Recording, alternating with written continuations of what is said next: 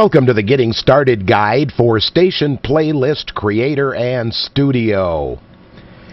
This Getting Started Guide will help you to get your radio station on the air in a minimal amount of time. Some of the features we are going to show you in this demonstration may not be available on the light or standard versions of Creator, and you may not be able to do the same things if you are still using a demo copy.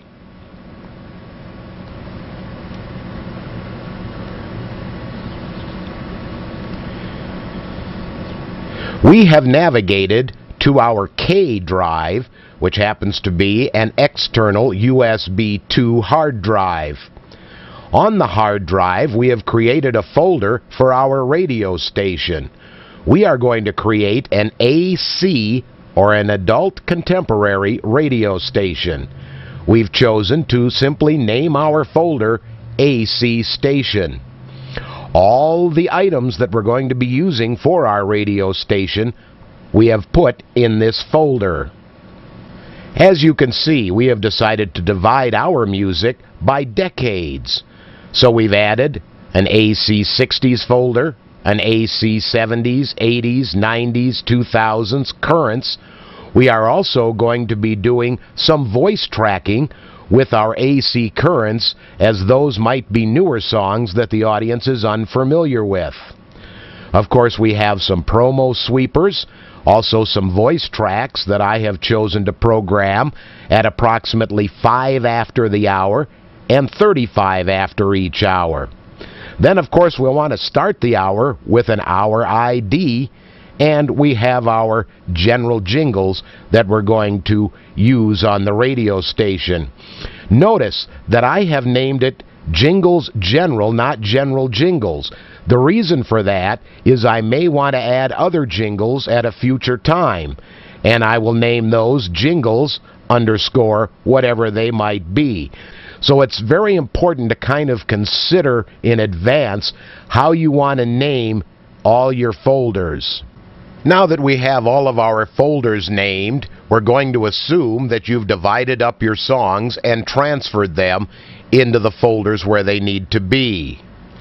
If you have any questions about ripping music to your hard drive, we'll cover that in the resources guide. Let's look at our AC 90s folder. Here we see a list of the AC 90s songs that we're going to be using for our radio station. Let's take a closer look at how we've named our song files.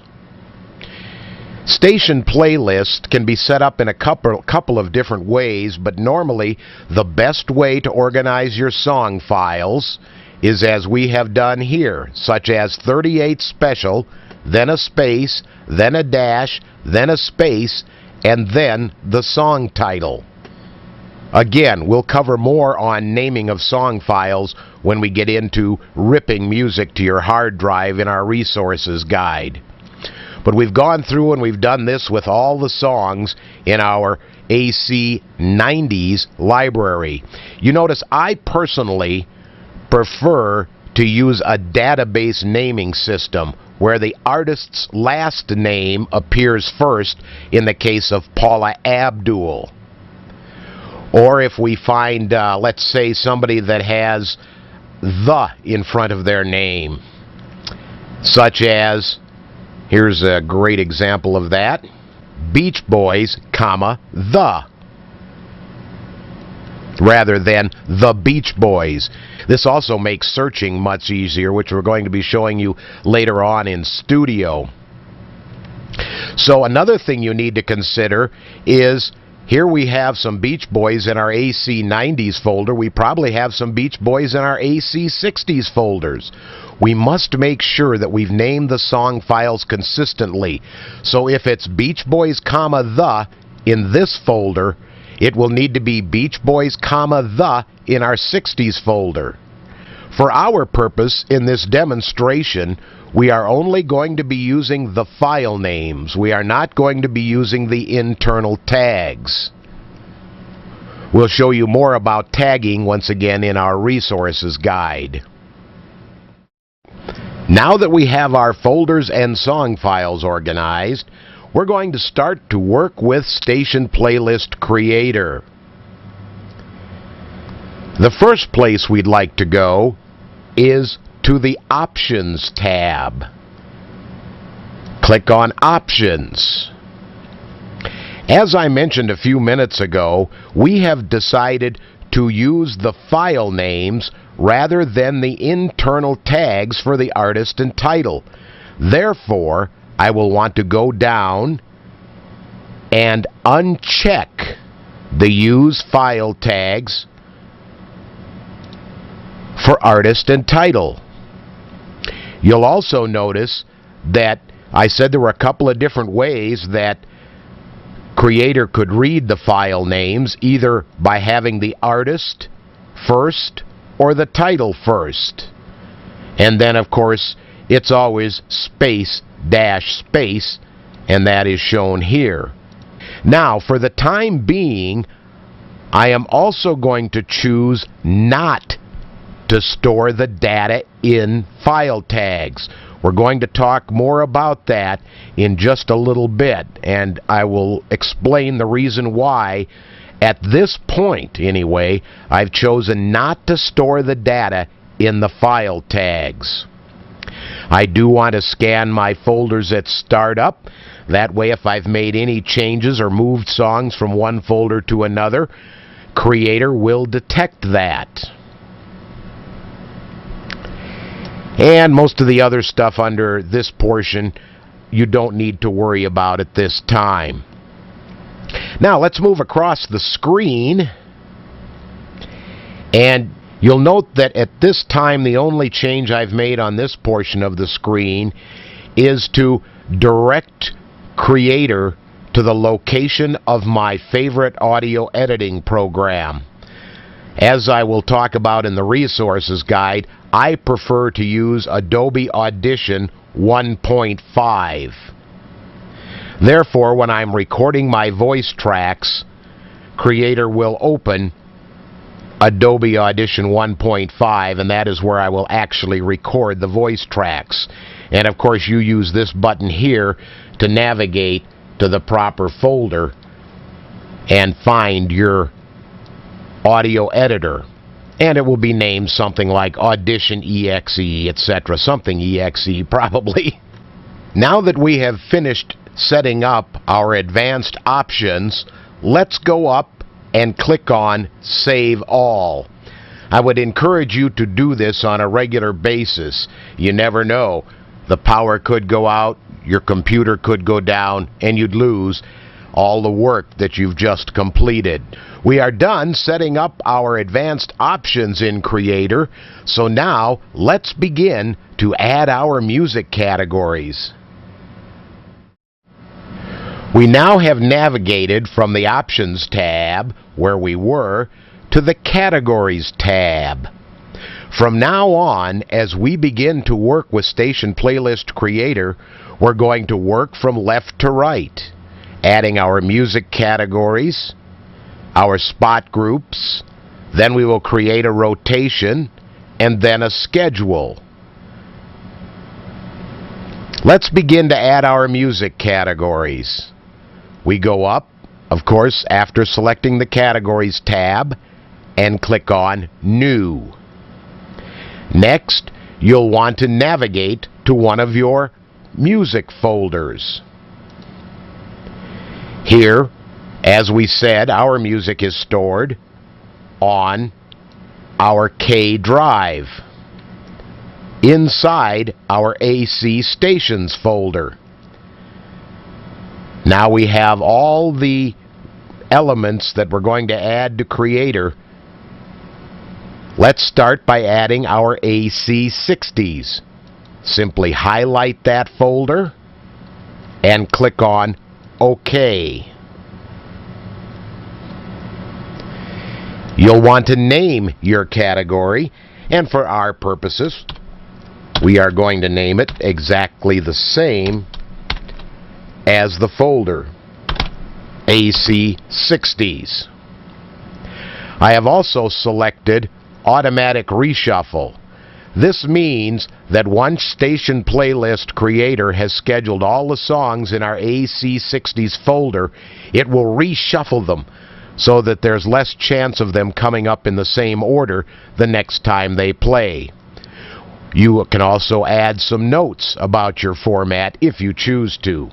Then, to add it, simply click on OK. And now we have added all the music in our AC60s folder. And again, we're just going to go right down the line and add all the music from our folders to the radio station.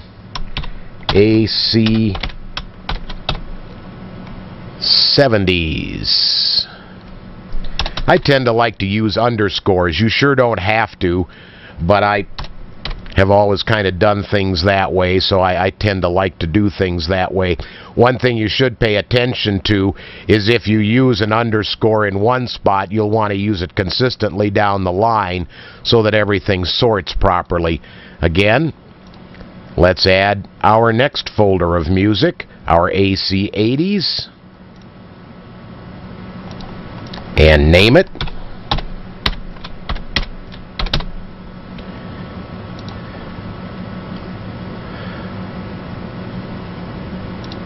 Once again, our AC90s. And I know I have a lot of songs in here, so when we add this folder, whoops, I should say when we save this folder, it will take just a minute as Creator scans all the files in the folder. Here we go.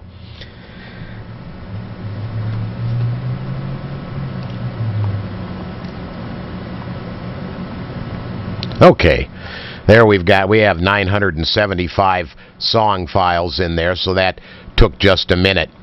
Once again, we are down to our AC2000s.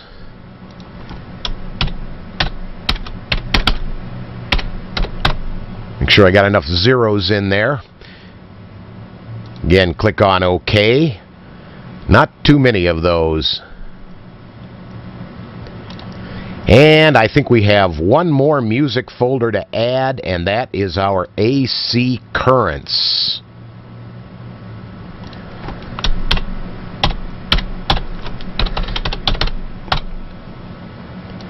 Click on OK. Now we have all our music categories added to Station Playlist Creator. At this point, if you'd like to look at the files in each of your music categories, simply highlight the category, right-click to bring up this menu, go down to File List, and this will show us all the files that are in our AC90s folder. You can click on Artist to sort them by artist, or Title to sort them by song title. The default is Position. This will show you basically what Creator is going to program. The next 12 songs from this category will be listed in order. Then let's close the window. Now that we've added our music to Creator under our categories, once again let's click on Save All so that we don't lose any information should something happen and our computer go down. Next, let's move to our next tab. Remember, we're moving left to right, and begin to add our non-music elements under Spot Groups.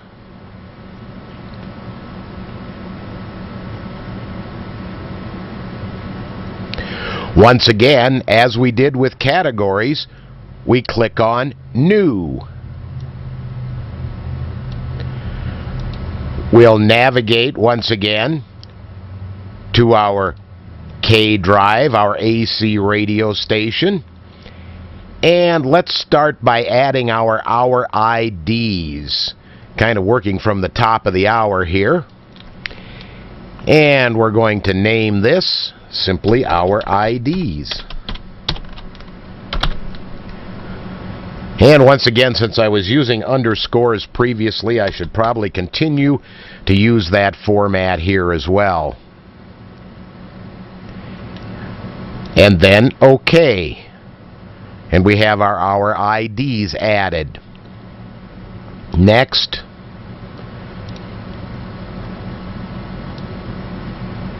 Let's move to our Jingles General. And we're going to name that the same as the folder. Make sure you type things properly. We'll be talking more about that as we go along. And let's add our next category.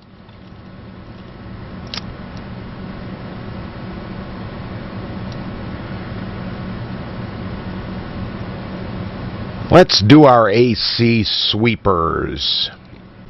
Now, our AC sweepers are actually voice tracks with no music behind them, so I would like those to play over the ramp or instrumental lead-in of the next song. Therefore, we're going to begin to use our spot group types. Since this is just a general voice intro, we click on Voice Intro. Name them.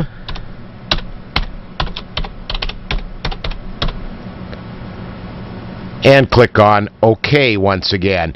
You'll notice in this case, rather than having a big red circle in front of them, we have a little purple microphone.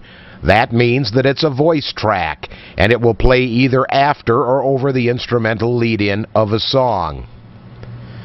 We will continue to do this with our voice tracks at 5 after the hour. Once again, a voice intro. And let's see. I'm going to call this 05 after voice track, or VT. And now we have to do the ones at 35 after. Once again, this is a generic voice intro that I want to play over the ramp time or instrumental lead-in of a song.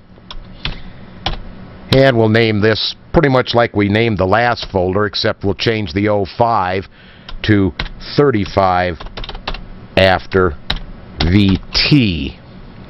Click on OK. Now you'll notice here I forgot to add the underscore, so simply go right-click down to rename, and we'll add that underscore in there.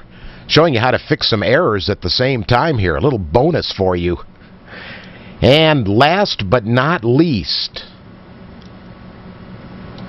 we need to add our AC Currents voice tracks. Now these are actually song outros. In other words, I come on as the song is fading out and tell the audience what they've just heard.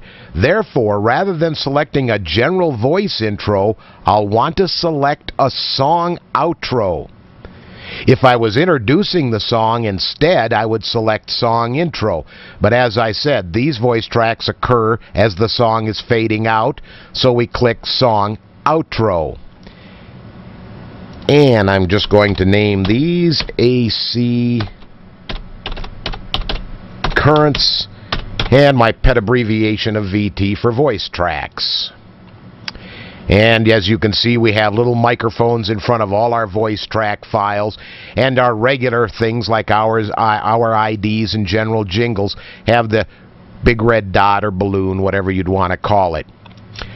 So I believe we have completed adding all of our non-music elements to Creator. Once again, what do we want to do?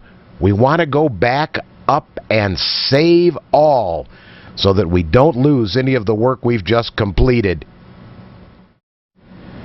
We're ready to continue now with Creator by creating our first rotation.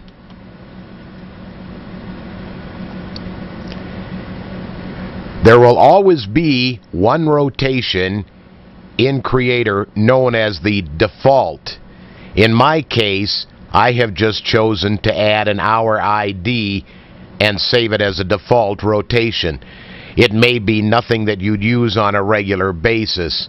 So let's begin by selecting the Rotations tab, New, and we're going to call this our AC Standard Rotation. And I think I will put a note in here saying that it's the basic AC rotation. And I like to begin at the top of the hour, so we will add an hour ID. To add an hour ID to your rotation schedule on the right, simply highlight it and click the arrow. Another way to do it is just to double click the hour ID and it'll pop up over here. The next item we'd like to add is our AC currents. We're going to start each hour off with a current AC song, so we've added that. And then, of course, we also have voice tracks for our AC currents that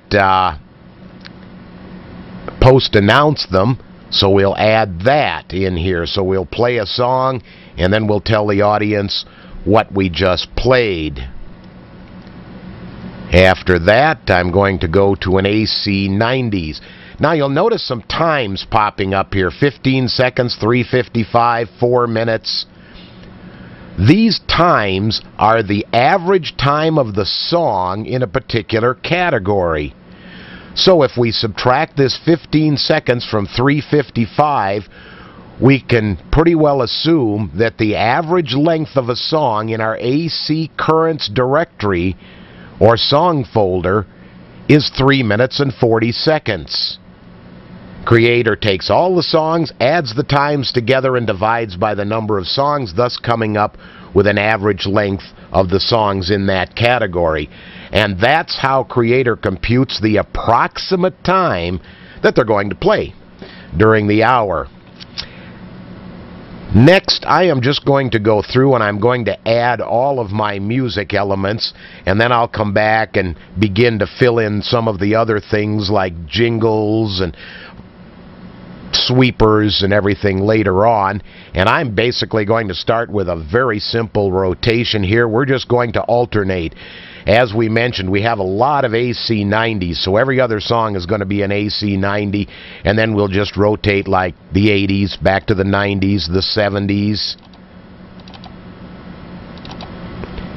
back to the 90s. Whoops.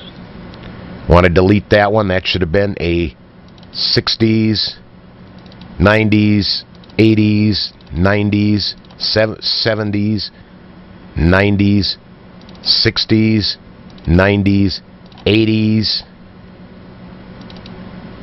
90s, 70s, and 90s. And that's where I'm going to stop right there. You'll notice that the last song in our rotation isn't scheduled to play actually until 1 minute after the hour. 1 hour and 1 minute into our rotation. I have purposely overscheduled the rotation so that I don't run out of music during the hour. If we hit some very short 60s or very short 70s songs, it's very possible that I could run out of music before the hour's done, and in that case, my rotation would restart. And of course, we don't want an hour ID at about 53 minutes after the hour, 7 minutes before the top of the hour. So I've overscheduled the rotation. There's another way you can compensate for this that we also use, and we'll be showing you that, called top-up tracks when we get into talking about studio. And I think I'm going to program a general jingle here, and a sweeper, and another general jingle. I'm just kind of alternating between these, and another sweeper. And I think at this point I'm going to want to program my 35 after. Oh, I see I forgot to program my 5 after, so let's go back and do that. This 5 after voice track that will play at approximately 5 after, I am actually going to play back to back with the post announcement for my AC currents. So what will happen is I'm going to play an AC current. Then if everything works as it's supposed to, I'll come on and say, you just heard so-and-so doing such and such. And then I'll say, welcome to another hour of great AC on our radio station.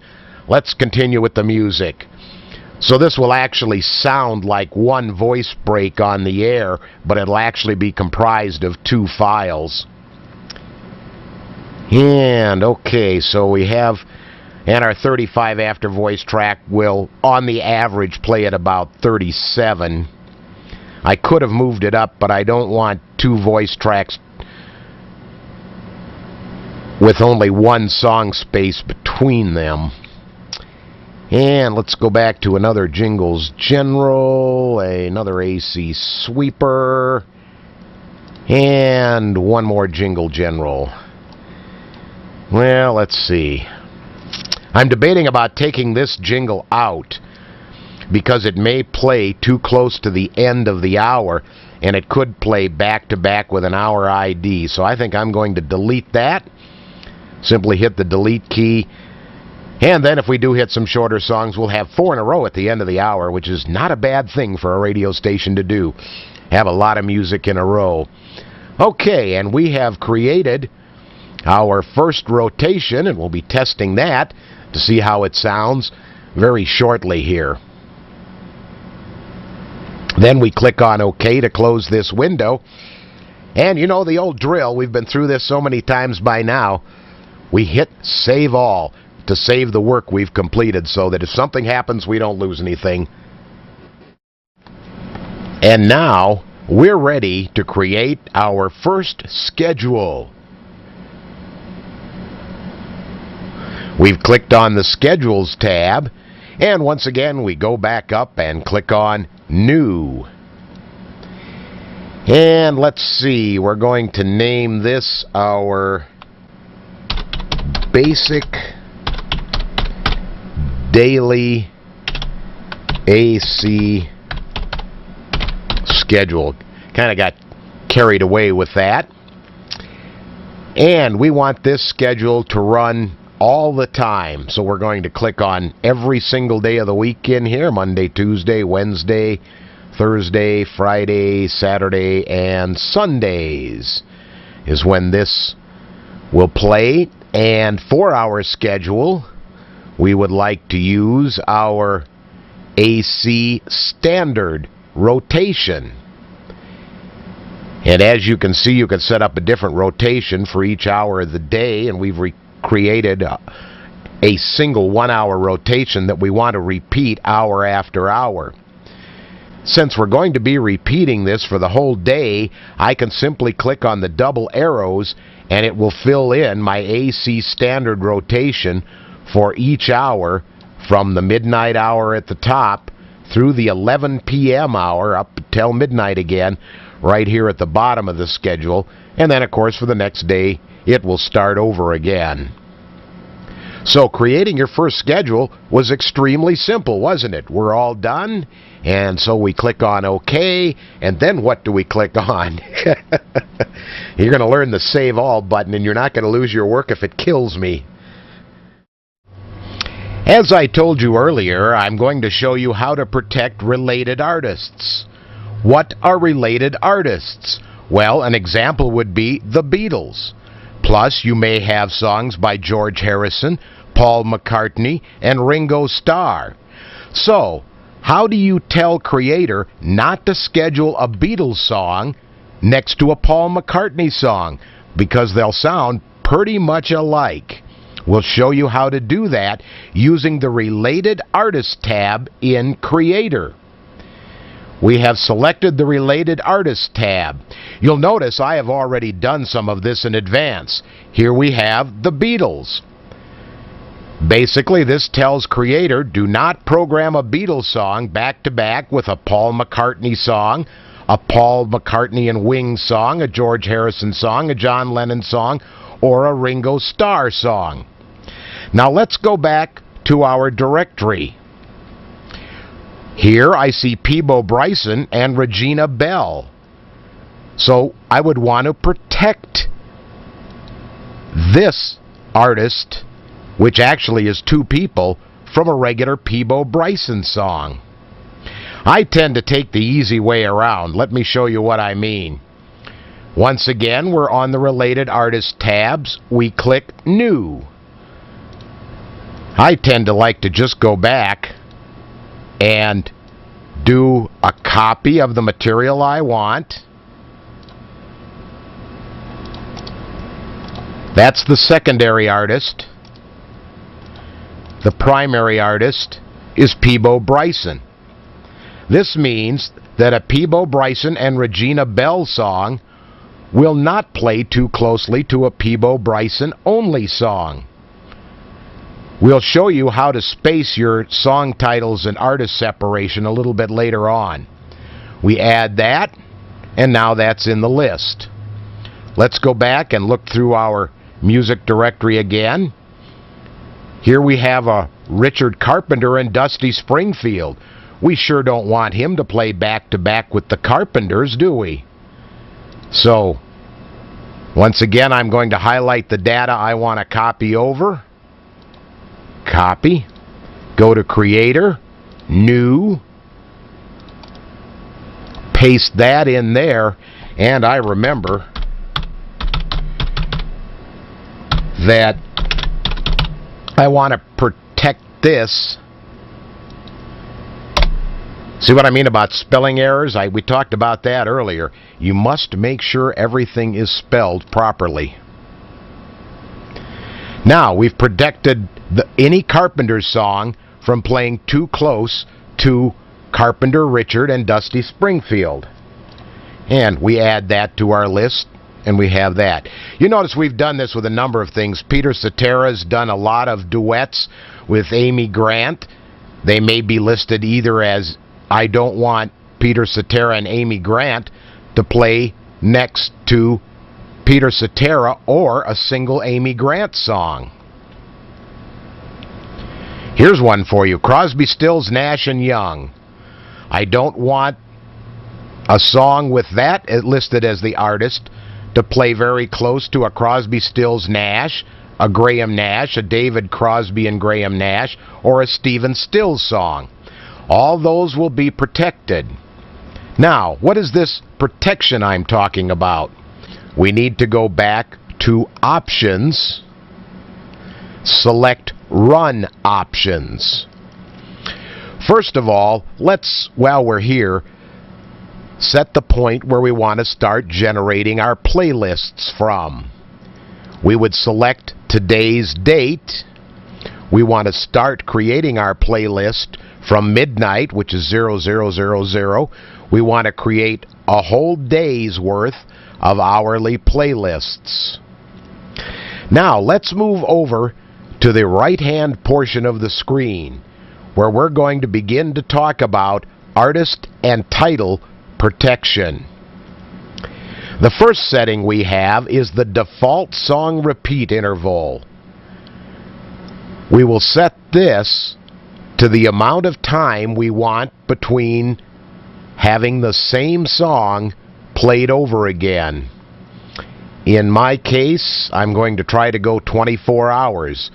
Hopefully with our small AC library we have enough time to do that. If we don't, when we create our playlist, you'll see we'll get an error warning.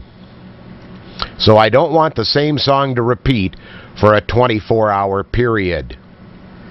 The default artist repeat interval, I normally use a standard of 180 minutes or 3 hours.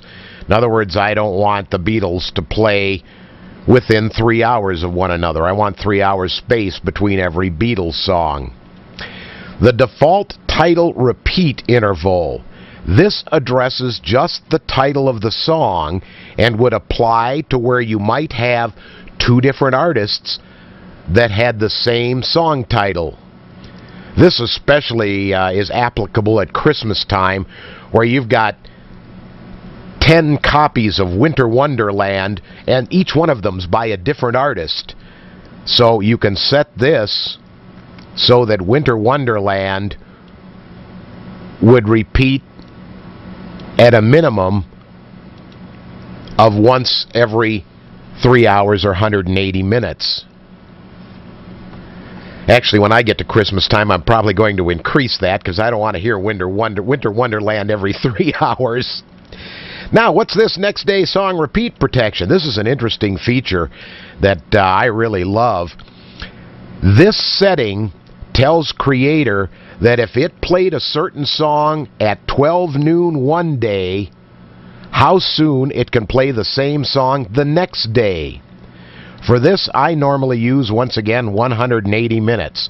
So if a song played at noon today, it could not play until after 3 p.m. tomorrow.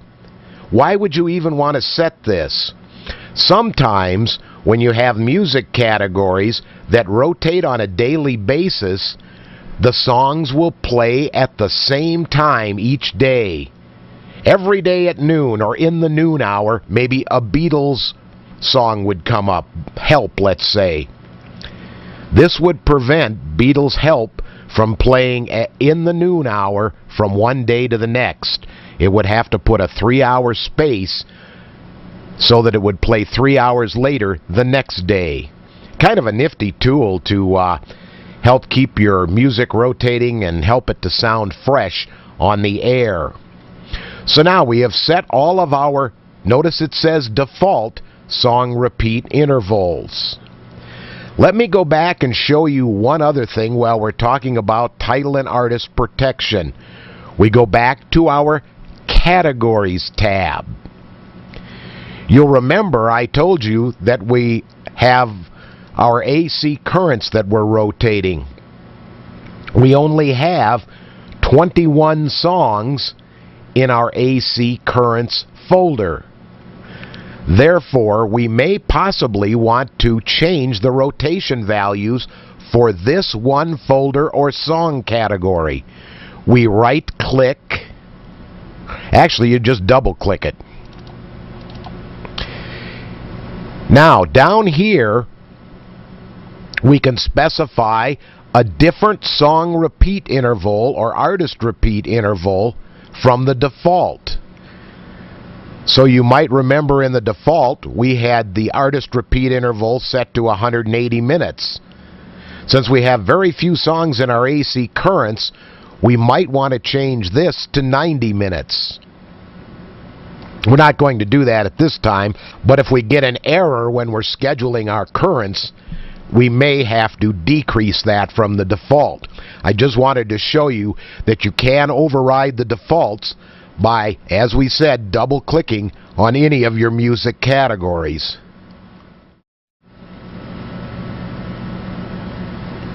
We are now ready to create our first playlist.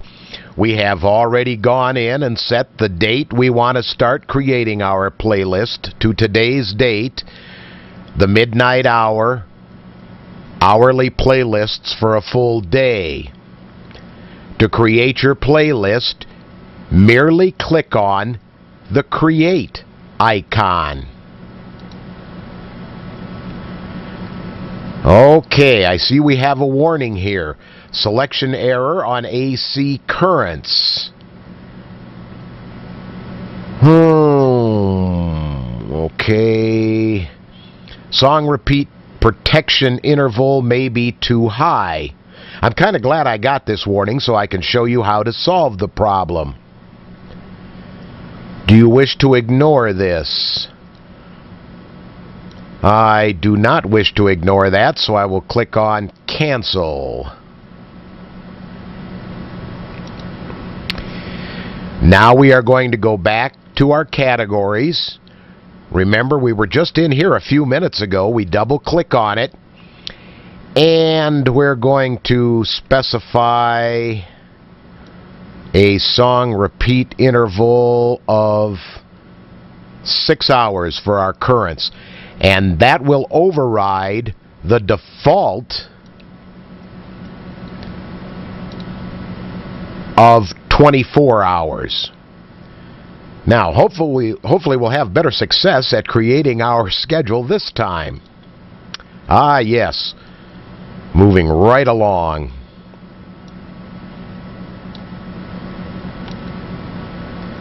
Now, there's some very important information that we see in this box that we want to talk about, in addition to showing you the number of total artists used during the day, the number of total tracks used during the day. From this, you can gather that we will end up playing about close to 400 songs a day. You also get an analysis of your category usage. This is so darn important. I can't stress this enough. You'll note in here that for the most part, our 70s, 80s, and 90s is rotating about every 4 or 5 days. However, you will notice that our 60s is rotating every 2 days, more than twice as fast as our 70s, 80s, and 90s categories. This might not be good because your 60s songs are going to get played over and over again an awful lot. So, to increase this, you would either add more songs to your AC60s category or cut the rotation down. I think we programmed 2 an hour. So if we program 2 an hour and it repeats about every 2 days, if we only programmed 1 an hour, then obviously it would rotate approximately every 4 days, and that would solve our problem. We're not going to correct that at this point, but we may at some time in the future. Now, here's the problem we had with our AC currents. Remember, we got a scheduling violation error on that, or just a scheduling error, and that's because our AC currents actually repeat every 21 hours. And if you remember, we had our default song repeat interval set at 24 hours. So now that we've changed it to, I think we went back and changed it to 12 hours, we don't have that problem anymore. So there's some interesting information that you can see on your playlist creation screen that I wanted to talk about. Now let's go back and look at the playlist we've just created. To do that, you'll want to open the editor. And we have our playlist editor. We started today at midnight. And this shows you the songs and how they are playing. And you'll notice, remember, we have our newer AC songs, and then we're outroing those songs, so they appear identical here. And we're going to show you a little bit more about naming your voice track files in a little while. But those look identical, except you'll notice one is in green, one's in purple. One is the song, the purple one with the little purple microphone is your voice track. And you can select to go to any hour of the day you'd like, or you can jump forward or back 1 hour at a time, kind of looking through our list, looking and seeing the total duration of each of our hours. You notice for the most part each of our hours is overscheduled by anywhere from 1 to 6 minutes.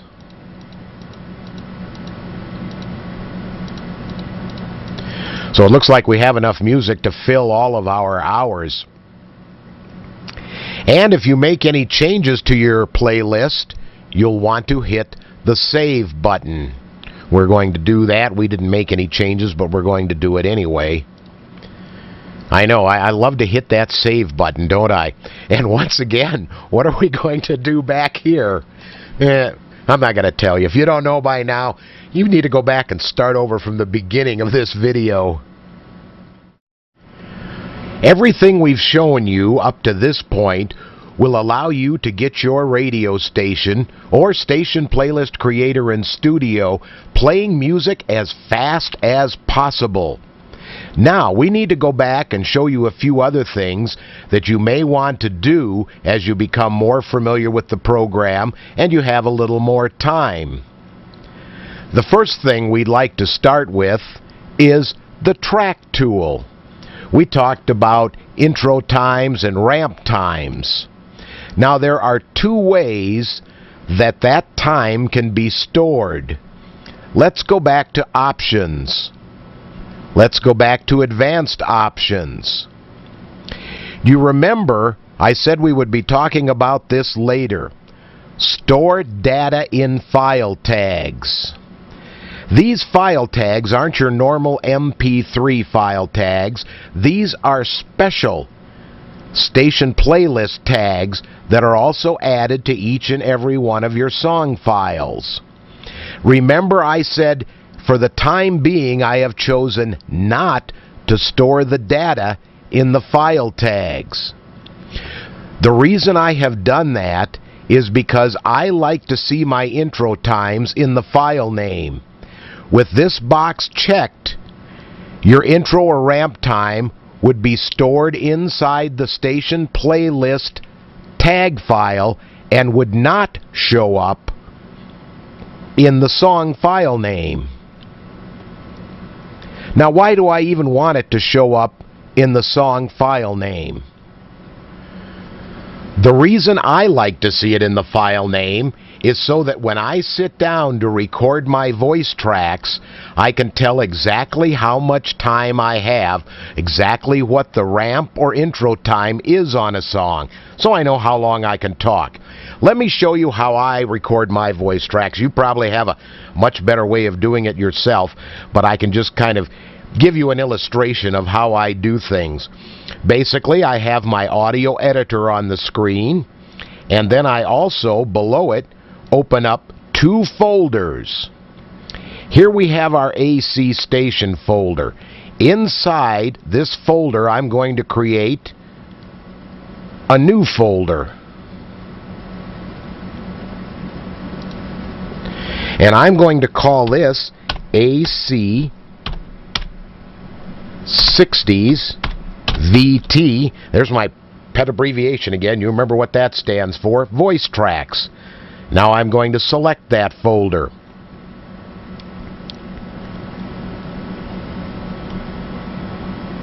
Here I have opened up my AC60s folder. On one side of the screen I have my AC60s folder, and on the other side I have my AC60s voice track folder. I see the first song I have is The Four Seasons, Let's Hang On. So let's go to our audio editor, which in my case I use Adobe Audition, and let's record an intro for that song.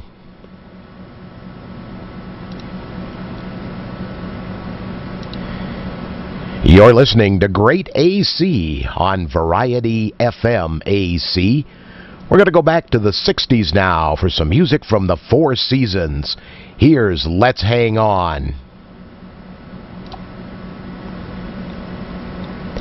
Now you'll note I only actually had 1 second to talk, so there was no way I was going to fit an intro, a voice track, over the intro time of this particular song, so I didn't worry about it.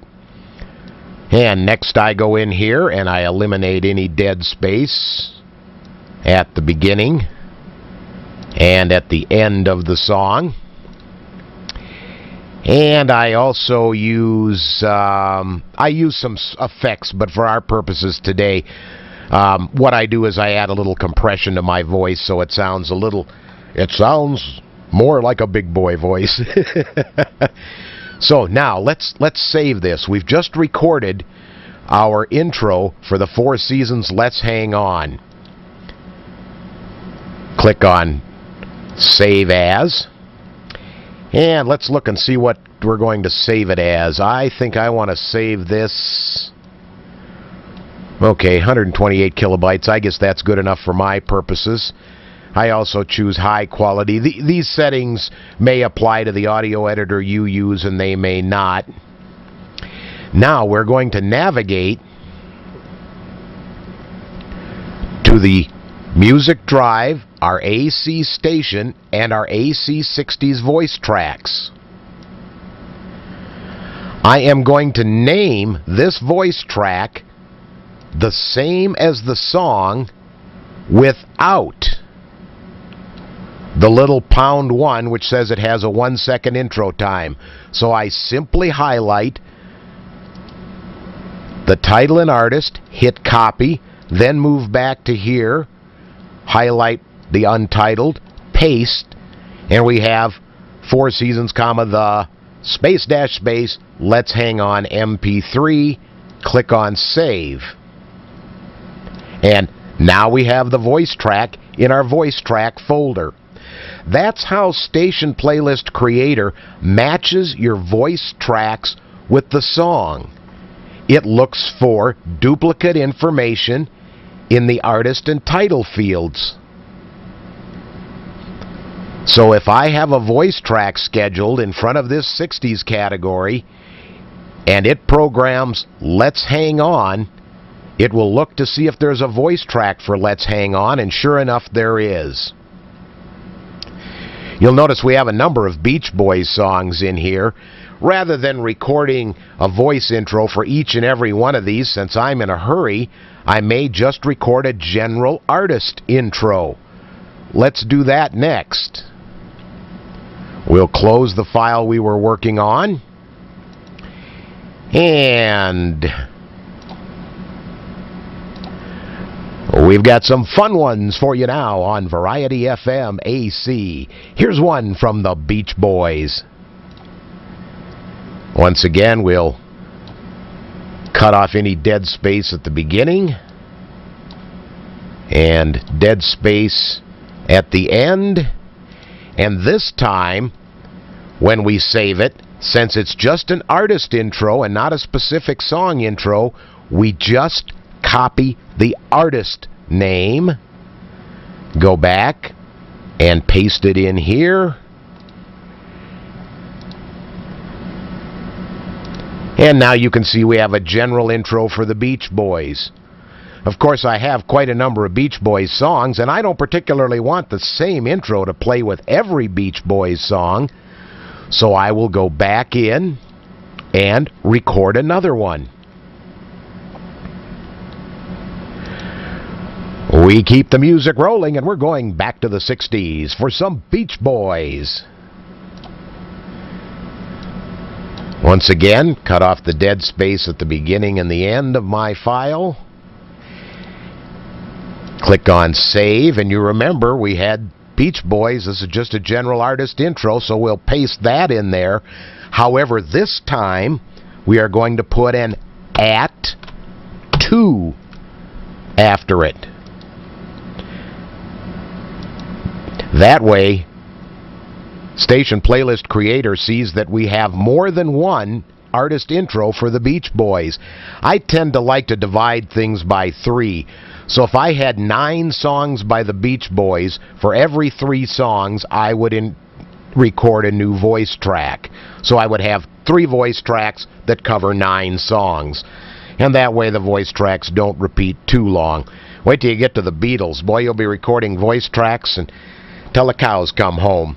So that gives you a little bit of an idea of the pre-recording of voice tracks to introduce songs and how that's done, and why I like to see the ramp time in the file name. It's primarily because of the way I do things. You may do things completely differently, and you could care less.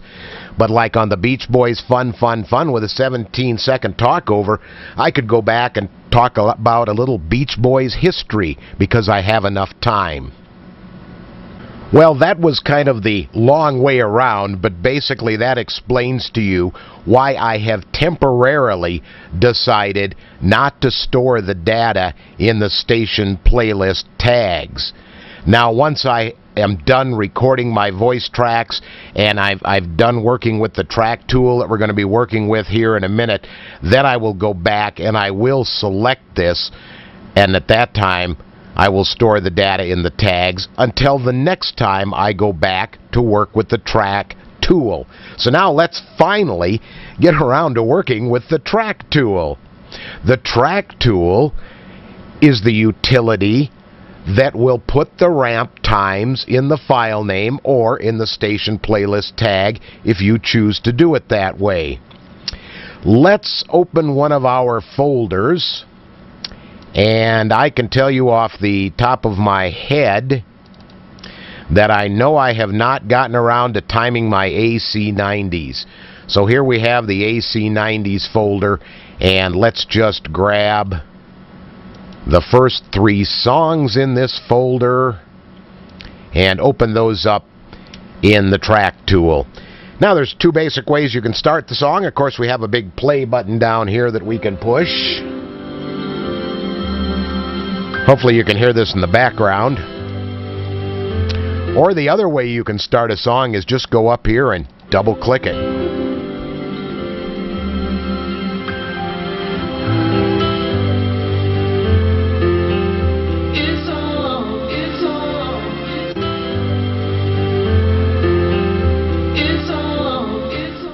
Okay, now I have found, and this may vary, might depend on your computer, your sound card. I really haven't figured out what controls it. Maybe it's my fingers can't move fast enough on the mouse button. But once I enter the intro time by clicking set when I hear the artist start to sing, I usually have to back this off. It says 8.8 right now. I have to back this off by about 0.5 of a second to get it correct. So I just 1, 2, 3, 4, 5. Then I press set again in order to set the new time. Now let's test it. It's on, it's on, it's on. Ooh, we were pretty well right on that one, weren't we? Let's try our next one. It's all because of you. Oh, that one was so easy. That has a 0 intro time, so we just click the down arrow once. Well, I guess that didn't work the way it was supposed to, but usually I click the down arrow once and it just pops up zeros, and we will set that. Let's go to the next song on our list.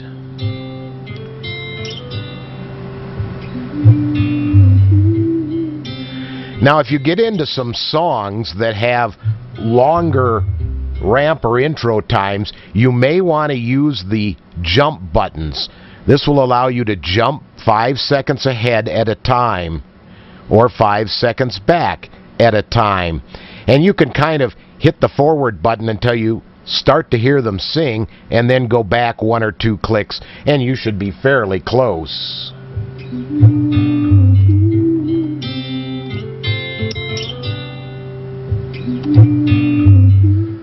And on that particular song, I think I want to come in right on the woo-hoo-hoos. And we backed it off 0.5 of a second. If I said 5 seconds earlier, I made a mistake. It's 0.5 of a second. I get my tenths and my seconds mixed up. Of course, in the days of Station Playlist Creator 3.0, you didn't have a 1/10 of a second option, and I'm still kind of stuck on that, as with version 4, we now are able to store our ramp or intro times down to the 1/10 of a second, making our voice tracks extremely tight. It's absolutely great. Let's test our song. And I think we were right on with that one. So that gives you an idea of how to get the intro times into your songs. Now, if we go back to our directory and let's check our AC90s directory, here we have the 3 songs that we just intro timed, and you can see the times we have over here on our screen is what we show here, there, and here. Pound 3.6 seconds. Well, we've got 3 of our 970 songs, 975 songs intro time. What I like to do is perhaps do 50 or 100 a day and space it out over the period of a week, because you could be working on this for hours and hours if you have a rather extensive music library. So just whatever you're comfortable with, 25, 50, and just plan to spend a little time each day doing them, and before you know it, you're going to have all your songs intro timed. You can also do other things under the track tool, we'll just mention briefly. You can set the cue position. What is the cue position? Well, that is where the song will start to play. You might have a song that's got some obnoxious sound effects at the beginning. Let's say for the first 5 seconds. You can set the cue position in 5 seconds and perhaps start the song playing right when the first guitar comes in and eliminate all the crummy sound effects at the beginning. Another thing you might want to fool with is the segue position. Let's say a song is taking too long to fade. It has a long cold fade and it's driving you crazy. You could back that off a little bit in here and set it so that the next song will start a little quicker when that current song you're playing comes to an end. So you can kind of get rid of some of that really long fade that can tend to slow down the overall mood of your radio station. So we've kind of learned a little bit now about how to use the track tool in Station Playlist Creator. And believe me, that is a utility you'll be using fairly often if you want to intro time your songs. And you might do what I have done, is just gone into the Station Playlist folder and created a desktop shortcut for that so that you have the icon for the track tool on your desktop, because you can open that independently of opening it inside Creator. We're now ready to begin using Station Playlist Studio. The first place we need to go is to View and then Options. We have some things that we need to set up before we begin. We start with the General tab. Whether or not you want to load Studio when your computer starts is strictly up to you and the type of station you're running and how you're operating it. I have chosen not to have Studio load when my computer starts up. When I do start Studio, I want it visible at startup as opposed to just appearing down in my tray. I would like it to auto-load any playlists I have created. I have chosen not to have it start playing as soon as I start Studio, but you may select this box so that the minute you start Studio, it starts playing. One thing I have selected under the General options is to use top-up tracks on short hours. This means if I don't have enough songs to fill an hour, Studio will go to a designated folder and fill with those tracks. We'll show you how to set that in just a moment. I have decided when using Studio to store data in file tags, and we'll show you some of the data that can be stored. I've also chosen to save my general logs, my spot and break notes logs, and to create separate log files. Since I'm using the Pro version, I'm also using voice tracking with intro overlap. Were I to be playing time announce files, I would like those to overlap as well. Another item that I have checked is auto playlist creation. When this box is checked at approximately 11:30 p.m. tonight, Creator will open, create my playlist for tomorrow, and then close. That way I can run Studio unattended day after day, week after week, month after month, and have to do absolutely nothing. And so you've kind of gotten an overview of how to set up your general options in Studio. Now let's move to our next tab, the Advanced Options tab. There won't be a lot you'll have to set up in here. Notice hour markers. Your hour marker is what appears at the top of each hour.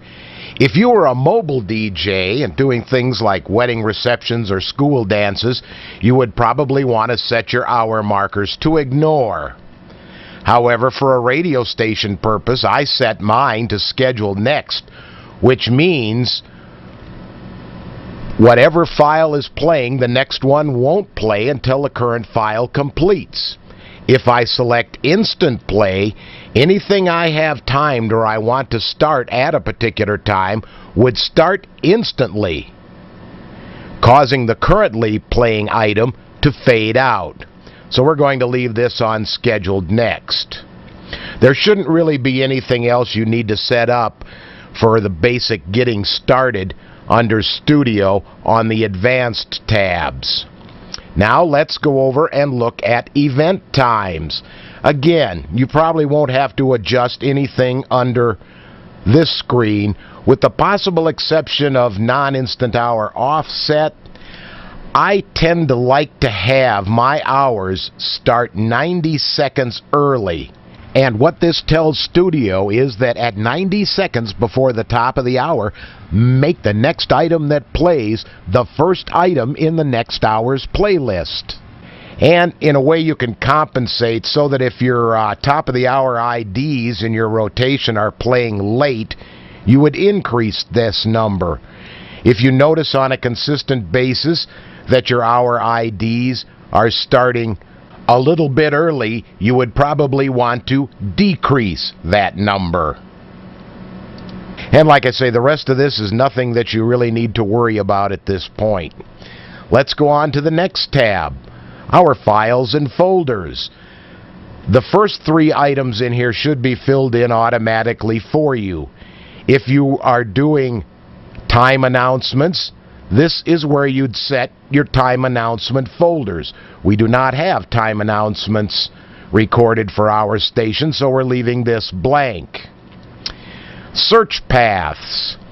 This will basically tell the search utility in Studio where to go to find your music. If there weren't anything filled in here, it would probably consistently go to My Computer, and you'd have to select it each time.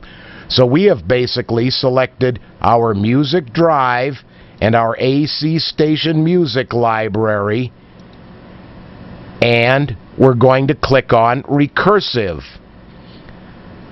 By clicking on Recursive, it will not only include our AC station folder, but all the subfolders underneath it. So it's important that if you have subfolders, you click on Recursive. We talked a little bit about top-up tracks on the General tab. Remember, I had selected top-up tracks on short hours. Well, under Files and Folders, that is where we tell Studio where to go to find extra songs if it needs more songs to fill an hour. And you'll remember we have a lot of AC 90s in our library, so we have chosen the AC 90s folder, and that's where Studio goes to select any extra songs that we might need during the hour. There are no subfolders under AC 90s, so I have not selected Recursive. Next, let's move to the Input tab. Once again, you'll notice we're moving right across from left to right. Under the File Input tab, of course, we do want automatic crossfading. These settings tell the automatic crossfader when to do its job. Cue at means it would cue to the beginning of the song where it reached a level of -20 decibels. Segue at, as your song is fading out, when it reaches -15 decibels, that's where the next song will start. And you could also set the minimum and maximum overlaps. I do wish to crossfade spots, and I do wish to crossfade my voice tracks. Should you want to use your mic and line inputs, they would be set up under these two tabs. We won't be going into that for our basic Getting Started guide. The next tab, a very important tab, this is your Output tab.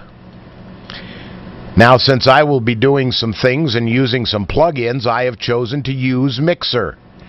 Please note that if Station Playlist Studio is currently playing, Use Mixer will be grayed out. It took me forever to figure out how to check that box when it wasn't checked. I didn't realize I had to stop playback in studio before it would allow me to check that box. And we have our CPU engine to high. You may also want to select normal. It depends on your computer. Now, under this tab, there are other settings we'll want to pay attention to. Our main player, we have done nothing for that. Our voice track player, now we have done something here. Our voice track player, of course, is the player that plays our voice tracks. When I play a voice track, I want the main player, where the music is playing, to decrease by 6 decibels. In other words, it will bring down the level of the music to allow my voice to be heard. And you may adjust this anywhere you want it to set your particular needs or how you like to hear things. You may also set how fast that fades down or fades back up. As we said, when a voice track plays, it's going to fade the main player music down by 6 dB. This setting here controls how fast it fades it down or fades it back up. You may want to adjust this so that you get a completely natural sound. And of course, you can also do this with things like your cart player, your mic, and your line output. Now, let's go back to our Mixer tab. Under the Mixer tab is where you can add special things that might alter the sound of your station. The only thing that I am using is what's called the Sound Solution, which, if we look at it, is basically a 5-band compressor limiter. And it is already open in the background right here.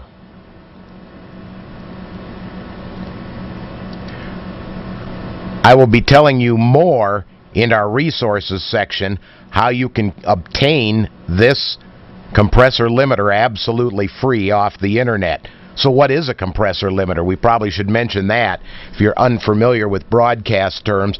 The compressor limiter basically keeps all your volumes level. As you probably know, one song might be louder than the other. Your voice might be louder than you want it to be.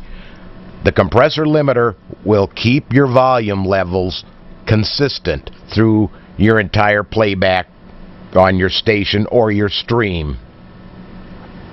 And as you can see, there's a number of things. You could add echo and all kinds of different things. And this is where you would do it, would be under your Mixer tab. The Record tab, we're not going to spend much time on this, but it enables you to record whatever studio is outputting to a file, either a WAV file or an OGG Vorbis file. And you can either overwrite it each time you select it, or you can append it or add it to a file that you've already started recording. We have not enabled recording to file for our purposes in this Beginner's Getting Started guide. Some of the other tabs you see here, plugins, now playing, track info and logging, and keyboard controls, external devices, we'll go into those in our advanced user's guide for Creator and Studio. Let me just click on one of them, however, track info and logging. This is how your tracks will be set up to be displayed in your logs. Track information pop-up. Well, what is this? Here you can check the data that you want to appear in your pop-up. What is a pop-up? Let's go to Studio. Notice when I put my mouse over the CD in front of this song, I have a pop-up. It says the release year and the album.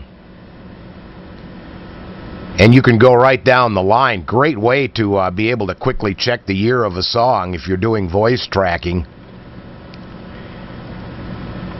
And I've checked the release year, which we saw in the album, and a comment, if there is one. Evidently there wasn't any. And also the played dates. Now, since we haven't gotten our radio station on the air yet, we haven't played any music. However, if I put my mouse over this little CD in front of the song, that pop-up box would also show me up to, I think it's the last 16 times that song played and when it played. So you may want to make some adjustments in here to see what you'd get over here when your pop-up comes up. Well, we are pretty well done setting up our studio options. So now let's close our studio options window and get ready to test our radio station. Now we're ready to test our radio station and see how our format sounds. We're going to listen to an hour while you watch along. Of course, most of the middle of the song will be edited out, so this will only take a few minutes.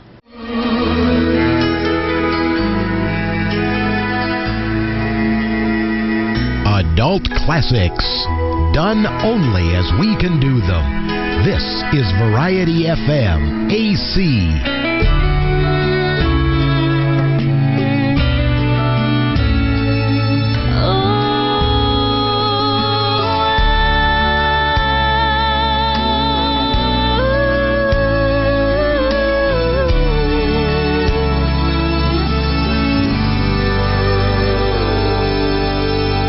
The latest one from Carrie Underwood. It's brand new. That's Jesus Take the Wheel. If you want adult classics, you've come to the right place. Variety FM AC. I'm Mr. Mike, and I'm playing them for you.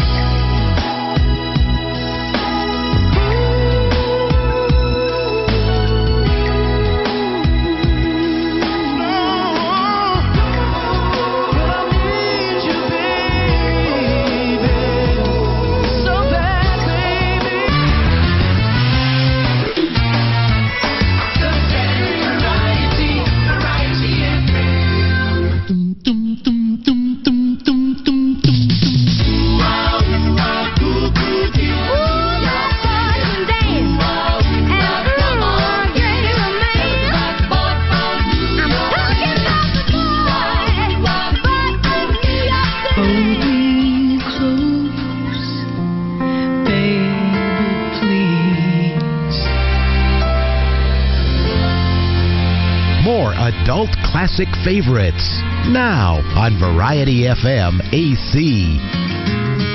On a warm summer's evening, there'll be time enough to count when the deal is done.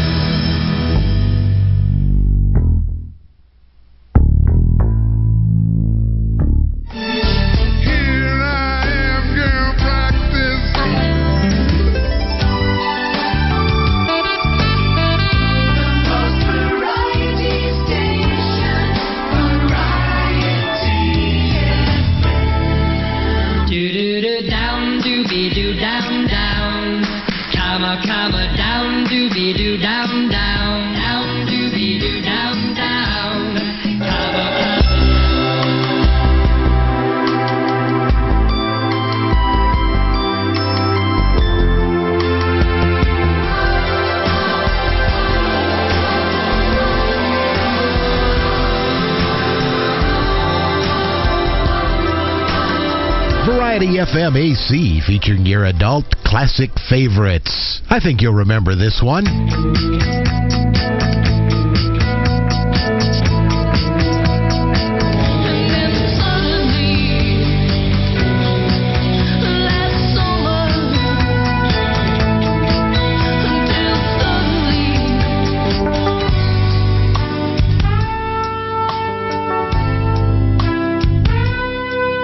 Oh, yeah.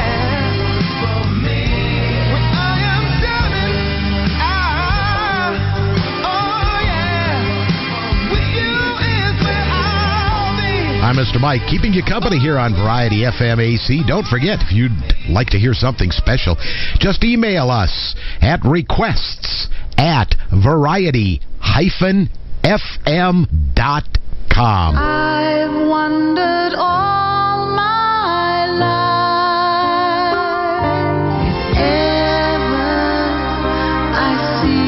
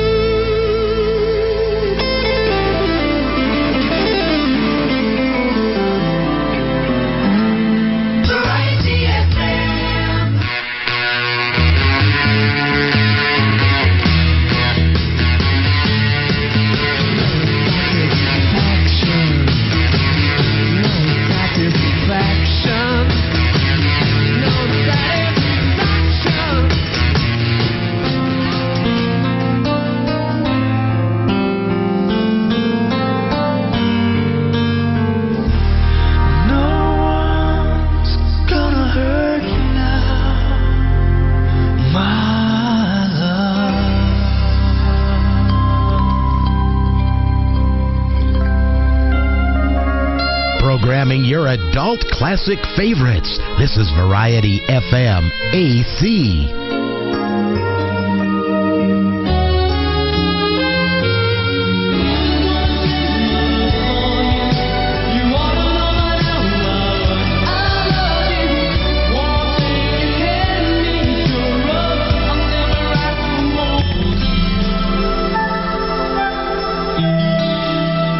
This is Variety FM AC, your home for adult classics.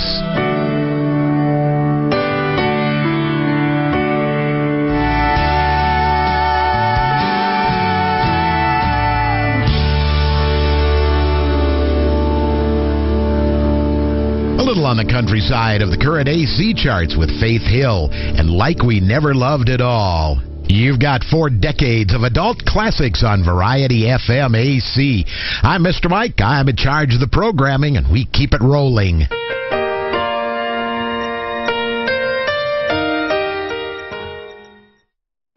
Now that we've set up our radio station and got it running in a minimal amount of time, we want to go on and cover some other areas of Station Playlist Studio. First, let's look at carts. What are carts and why are they called carts? This goes back to the old days of broadcasting when we used to use cartridges for sound effects, commercials, anything that we'd insert into our show. They were recorded on a cartridge that resembled somewhat an 8-track tape. We would plug the cartridge into a cartridge machine, hit a button, and it was a continuous loop. It would play whatever we needed to play, such as a commercial, and then come to a stop. Often in the old days, if you worked at a busy radio station that played a lot of commercials, you might pull your carts at the beginning of the hour and have a stack of 30 carts for all the commercials that were scheduled to run in that hour. Little radio history here for you. Let's first of all go to cart setup. We've already set up some carts in here, as you can see, and we've done that through the cart setup dialog. We merely have navigated to a sound effects library where we have some elements, beds, and effects, and then we have added these in to our cart setup. As you can see, we've set up 15 carts. Now, regular carts, as you can see here, have a shortcut, F1 through 12 plus 1, 2, and 3. So if we wanted to play sound effect 1, we would press the F1 key. Sound effect 2, and we could name these rather than just having effects. We could actually call them like quick loop or crash boom or whatever you'd like to name them. That's under the regular cart setup. So let's try a couple of these. We'll press the F1 key and see what we get. And the F2 key. And there we have another cart. Now, depending on the version of Studio you're using, you may have more or less carts than what I'm showing. So what are shift carts? Shift carts is another bank of carts that you can set up. In this case, we've only set up one.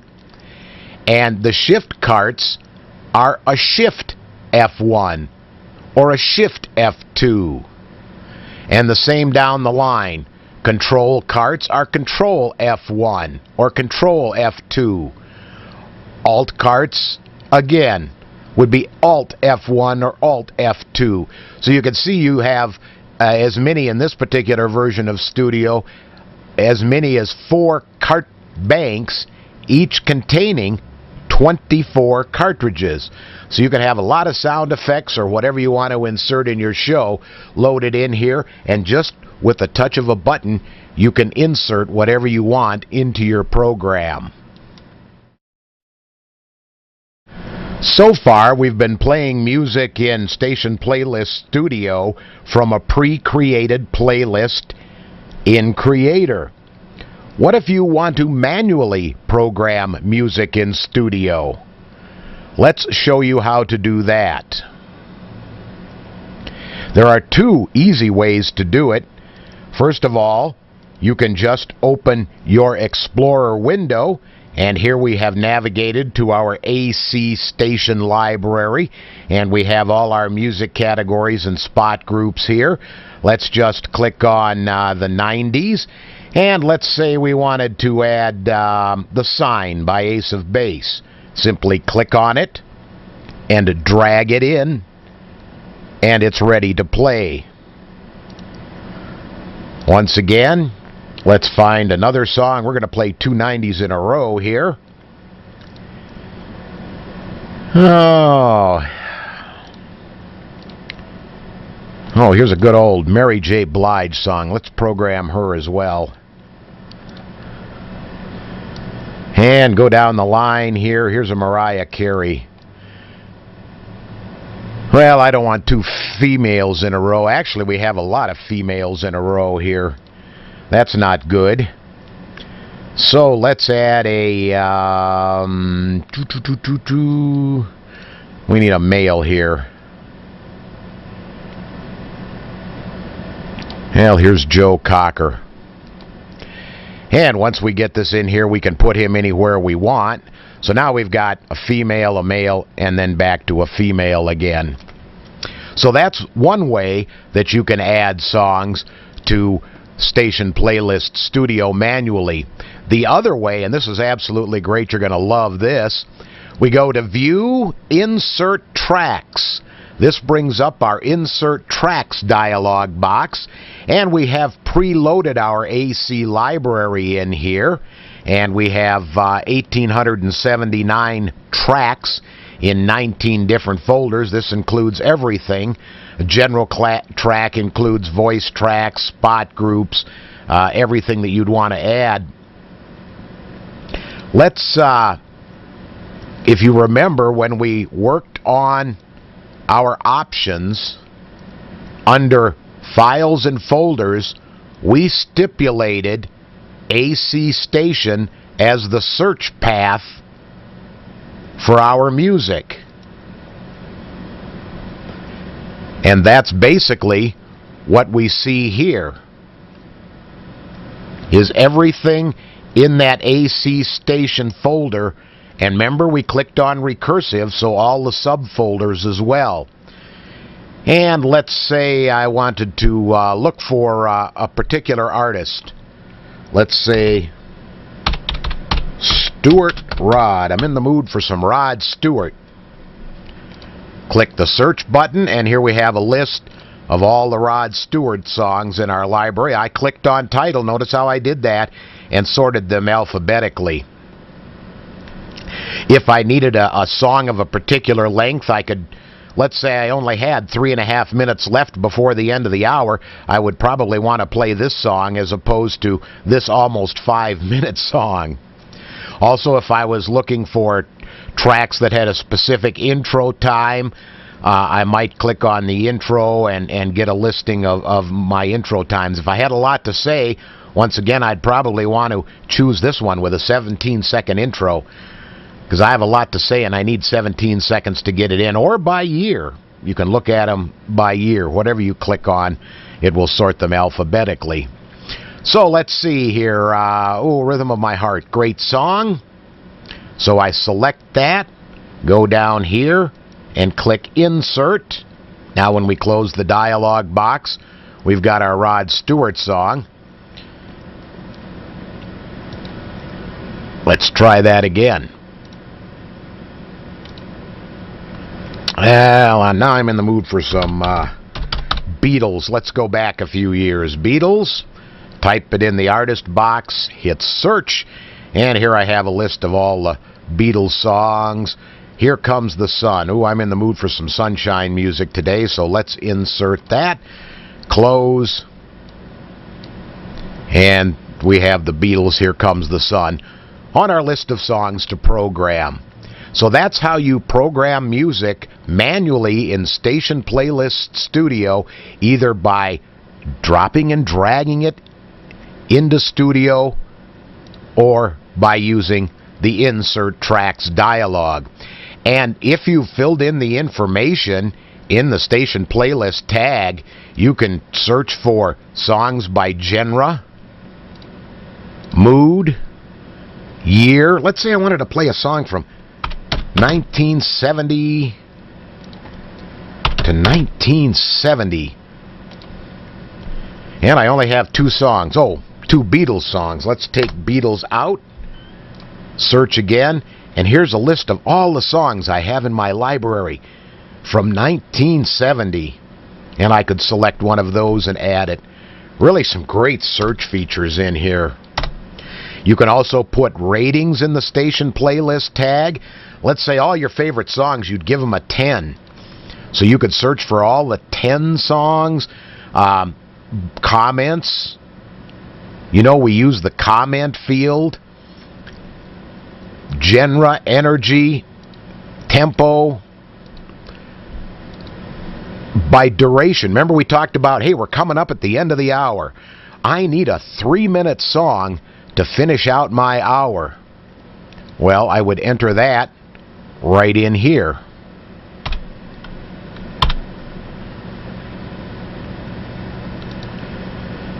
Now, let's give myself a little leeway here.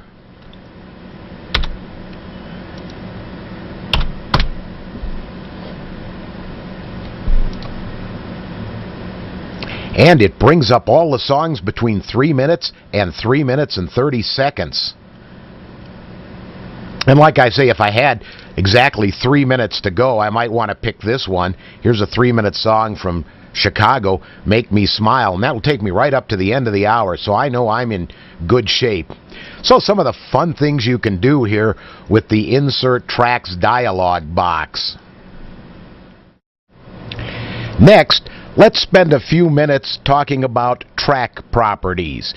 If you remember, when we went into our Insert Tracks dialog, we saw these kinds of things: genre, mood, gender, energy, tempo, beats per minute, ratings. Well, how do we get something entered in our song files to show up in these boxes? We select Track Properties. Now this can be done either in Studio or under Creator. Let's select, let's say, the 80s category, run down, and bring up a file list of everything in that category. Then all we would have to do is highlight a song, and once again, click on Track Properties. And here we basically see just the artist and title. You could also fill in all kinds of other information, including website destinations and so forth. This is our timing tab. Schedule restrictions. This is a lot of fun. We're going to go into that in a couple of minutes. But here's the history tab. This will show you when the song was scheduled and when it played. Why are there two separate boxes? Because there are times when a song may be scheduled, but because the hour is ending, it never got played. So it would be shown in the scheduled box, but not in the played box. And we're going to close that out, and I'm going to close that out. We're going to go back to studio. Notice I have loaded the song Come Monday by Jimmy Buffett.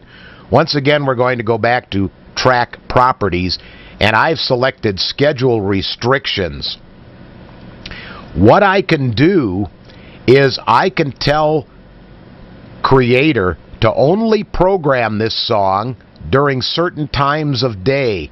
Perhaps you had a rock station and you wanted to restrict your harder rock tracks from 6 p.m. to 6 a.m. So in this box, you would select 1800, which is 6 p.m. to 6 a.m. the next day. And that means this track would only play between 6 p.m. and 6 a.m. Simple as that. And I don't want to do that with this song, but what I do want to do with this song, it's Come Monday by Jimmy Buffett. So let's play Come Monday only on Monday. You can do that as well. And there's all kinds of songs like Beautiful Sunday by Daniel Boone comes to mind. You might want to play that song only on Sunday. Or Elton John's Saturday Night's All Right for Fightin'. You might want to program that particular song only on Saturday and only on Saturday evening. So there are all kinds of fun things you can do with schedule restrictions. Now let's look at categorization. We talked about this when we were looking at the dialogue for searching. Here's where you set the mood, and you can type in whatever you want in there. The rating is simply a 1 to 10 rating. The best songs might be 10, some of the worst songs 1, or you don't have to select them. You can enter the beats per minute. You can enter the tempo of a song. You can enter the energy of a song. And, of course, the gender. And then, of course, when you're using your search utility, you can also search on these fields if you take the time to enter them. So that shows you a little bit about what you can do, some of the fun things you can do with track properties. Simply right-click. I guess I probably didn't mention that. You right-click on the file and then go down to track properties. Well, that gives you a basic idea of some of the things that you can do in Station Playlist Creator and Studio. We've only highlighted some of the most used areas of the programs. There's much more than that you can do, and we may cover that in a future DVD release for advanced users. Kind of depends on the demand. Now, don't go away, because we've got a great resources guide coming up for the broadcaster or DJ next.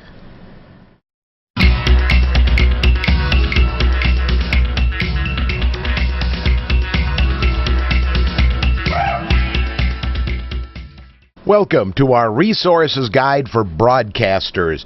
If you're new to broadcasting, you'll find this resource guide invaluable.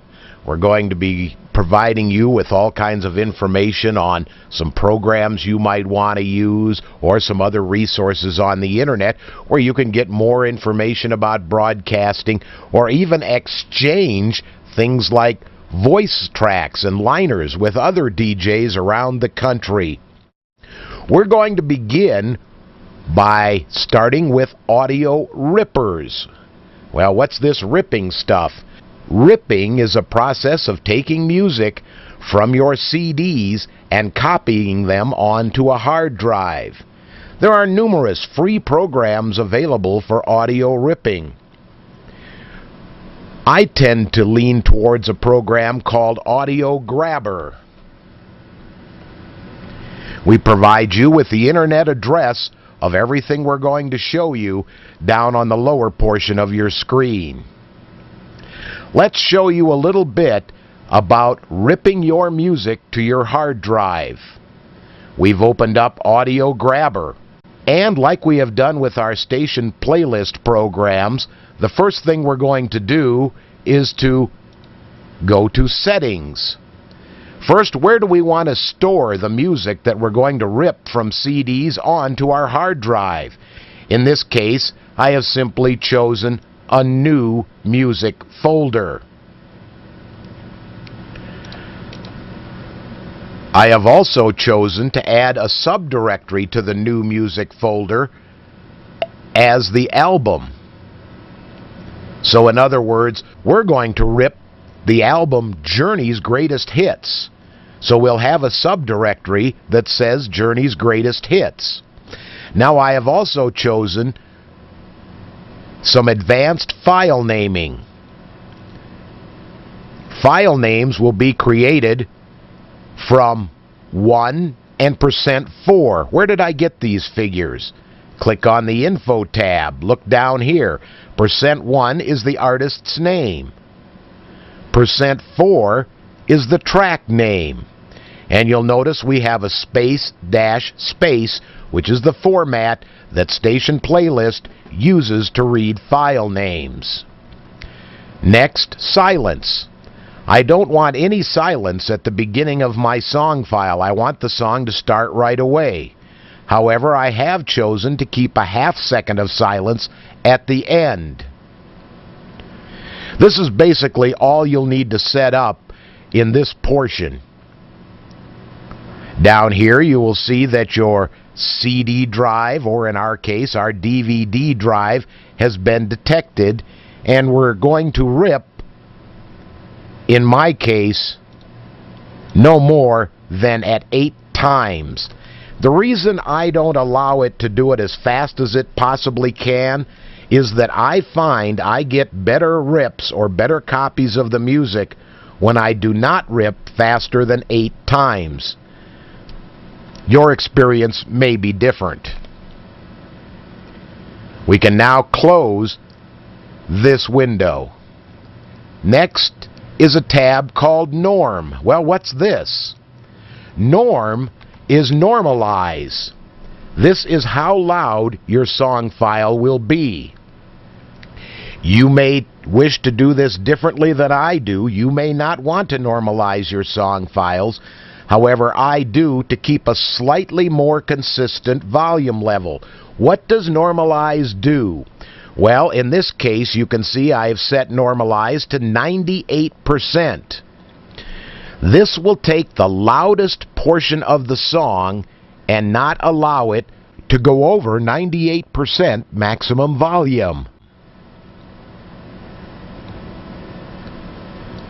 Next is our MP3. Now, Audio Grabber only supports MP3 files. If you were ripping to a different type of file, it also supports waves, I might add. But if you wish to rip to AAC or AAC Plus or OGG, you may want to use a different ripping program. My library has been set up since the old days, back when MP3 is the only choice you had. Now, I have chosen to make the MP3 file via an intermediate wave file, and then afterwards delete the file. So why am I doing an intermediate wave file? You need to select this in order to use normalize. It copies the song file as a wave to your hard drive.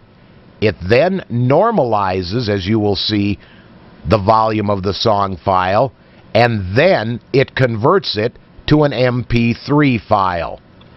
And of course, I have chosen to also put the data inside the tag. In my particular case, I am using the Lame encoder, an excellent encoder, I might add. I have chosen to copy my file at 192 kilobytes per second. The lower this setting, the more compression, the smaller your file will be, and the lower the sound quality.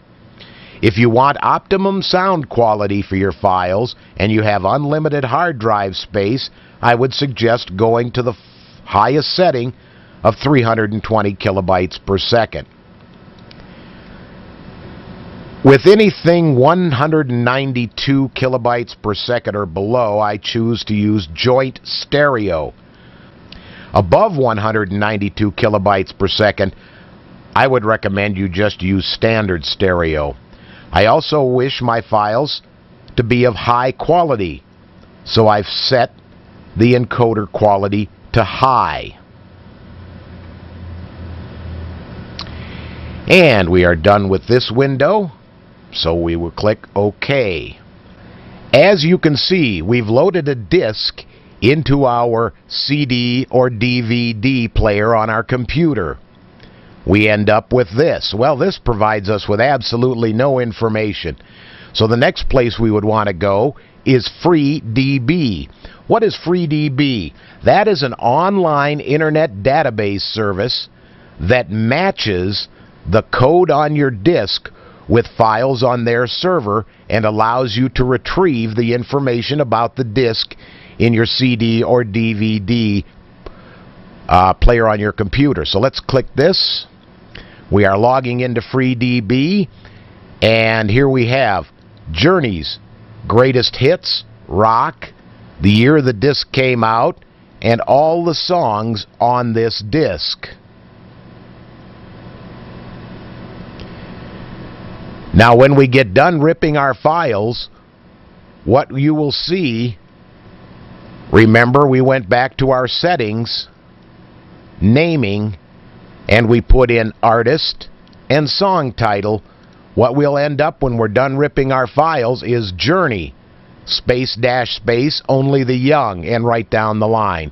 So let's begin to grab a song and show you how this works.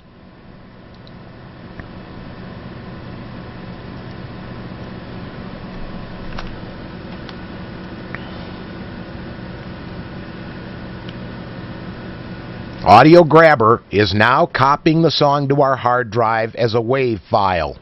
Now it is normalizing that WAV file to 98%.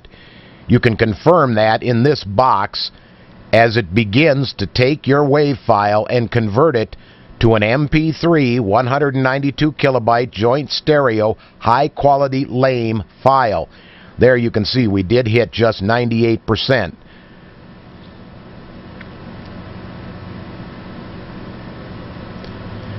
And on to the next song. Well, we have now completed ripping our Journey's Greatest Hits disc. As you can see, to rip the just over 1 hour disc, it took us a little bit less than 9 minutes. Now, let's go in and check our directory, our new music, and here we have the folder Journey's Greatest Hits and all the songs inside that folder. Of course, these were the songs that were just on our disc. Now they are on our computer hard drive. When finding music for your radio station music library, I would like to caution you on a couple of things. Let's go back and look at the MP3. You'll notice down here I selected constant bit rate rather than variable bit rate. Variable bitrate can produce some slightly better sound quality at a lower file size. However, most DJ programs have trouble reading variable bitrate files.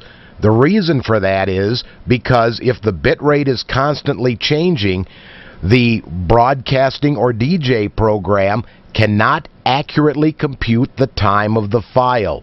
So always use constant bitrate files rather than variable bitrate files. Another thing I would caution you about is downloading song files off the internet. Not only can you find many of them that are variable bit ratios, which you could convert later on your own, but you will also find files with digital copyright management. These song files may play fine on the computer that you use to download the song, but if you move them to another computer, they will no longer play.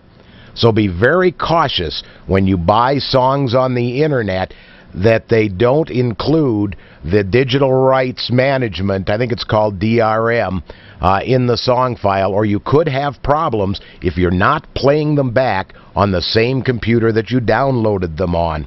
Couple of words of caution there before we move on. Next, we're going to talk about file tags. What are file tags?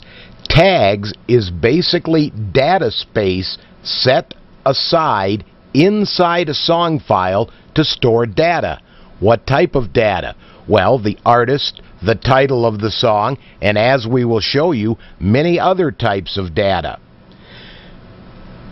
Files used with Station Playlist actually have two tags.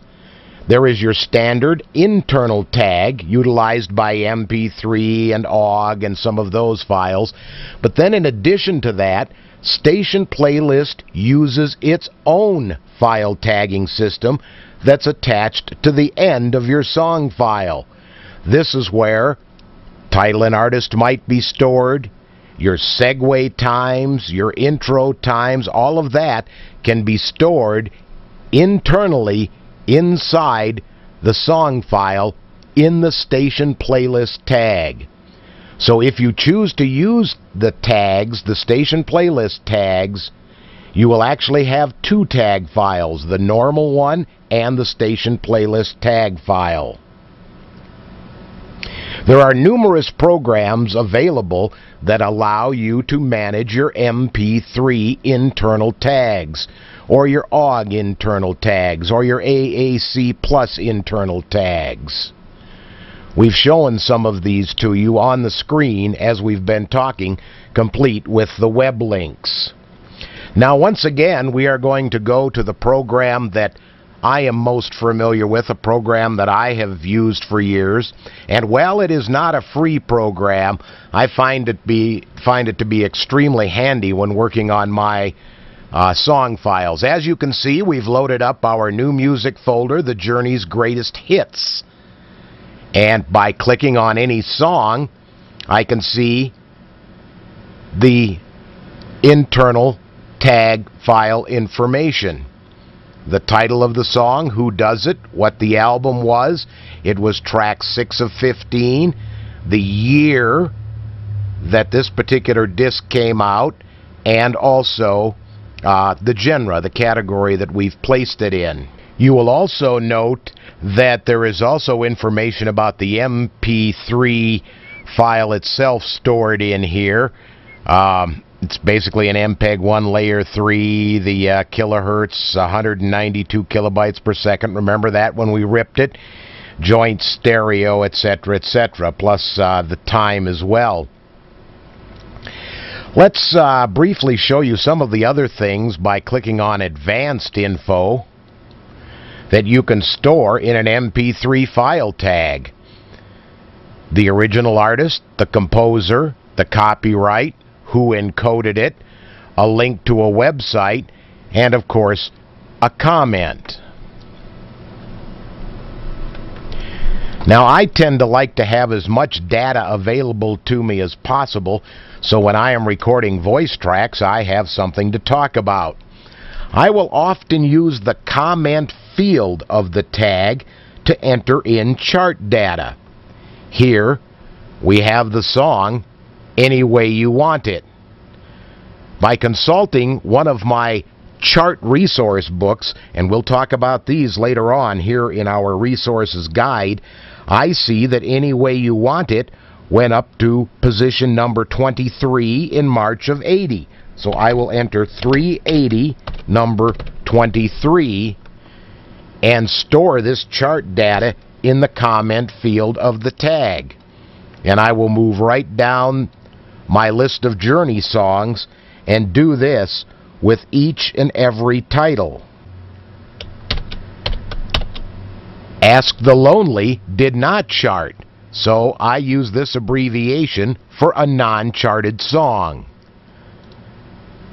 Here's Be Good to Yourself. That charted in the top 10 in April of '86. And once we're done, we write the changes. You have to write the changes into your song file. Don't Stop Believing. Another top tenor. 10 of 81. The song hit number 9. Do we see a trend developing here? Number 9, number 9. This one, however, is another story altogether, isn't it? Faithfully. Oh my goodness, it didn't chart nearly as high as I thought it did. April of 83, it only went up to number 12 on the charts. It didn't even chart in the top 10 on the Billboard pop charts. And once again, we'll tell you how you can get the information that I'm using to fill in these additional information fields. And that kind of gives you an overview of using a file tagging program.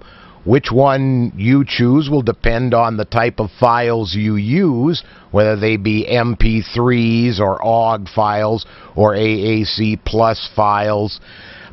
You can check those out on the internet, or you can check the programs that we gave you some links to earlier in this section. Now let's move on.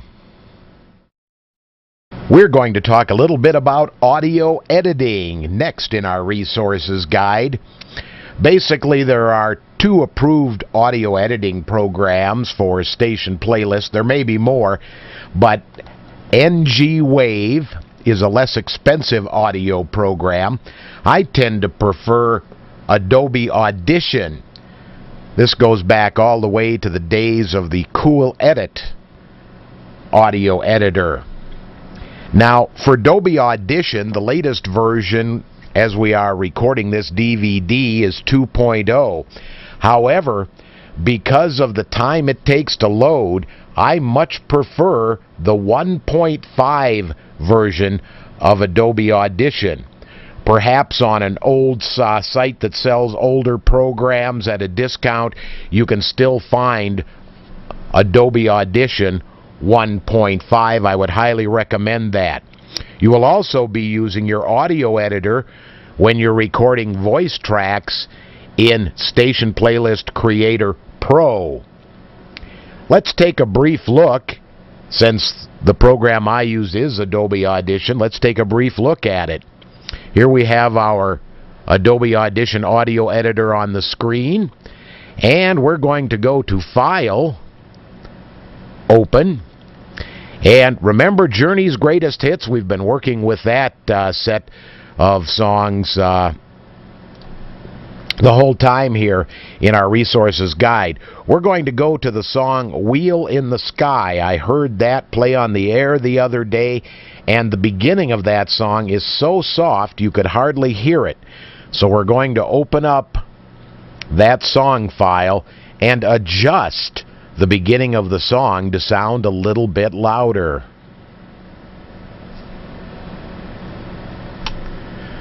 And here we have the song on our screen. And there's that soft part I was telling you about right here at the beginning.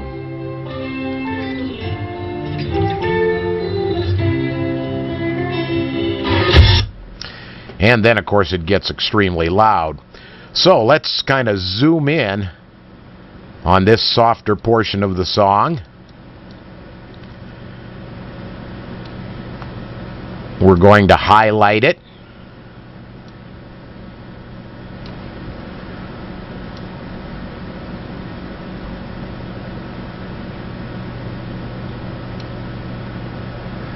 And we're going to go over to Amplitude, Amplify, or Fade. And we're going to give it a 6 dB boost. This is from presets that are available. And if you'd like to preview it, you can do that. But I know what I want to achieve, so...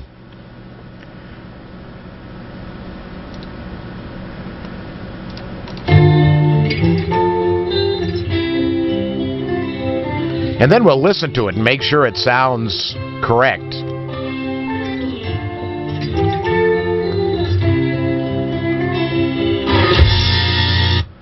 Okay, and then go back to File, Save, and it is saving a new MP3 file with the volume corrected. That's just one of the many things you can do with Adobe Audition. You'll have to spend some time with it. You know, we talked about normalize when we were adding songs. If you didn't normalize a song, that's available to you in here. All kinds of things. Dynamic processing, special effects, delays, filters. Would highly recommend Adobe Audition 1.5. Can't really recommend 2.0. Like I say, for me, it just takes too long to load that file. It's more like opening up Photoshop, where it loads all the presets and all the rest of that stuff at the beginning. So that's our brief overview of audio editing here in the Resources Guide. The next thing we need to talk about is a download manager. I might recommend Free Download Manager. As you can see, we're going to show you some screenshots and keep the URL here at the bottom of the screen so you can obtain this program as well. Why would you need a download manager? Well, if your radio station, like mine, might be doing some newscasts and you've signed up with a newscast service, you would want to download your newscast to your computer hard drive for later playback. I have the Free Download Manager set up to download the newscasts approximately every 3 hours, even though they're only updated a few times a day. That way I have a fairly recent news file to play, and the Free Download Manager will automatically download that file to your computer when you tell it to download it, whether it's 3 hours, every hour, twice a day. And it basically, you leave it running on your computer in the tray. It goes to the website, downloads the file into the spot on your computer, which would probably be a news directory that you've created under your spot groups in Creator. And normally the file names never change. It's always like newscast.mp3 or whatever the particular website you're getting your newscast from has labeled it.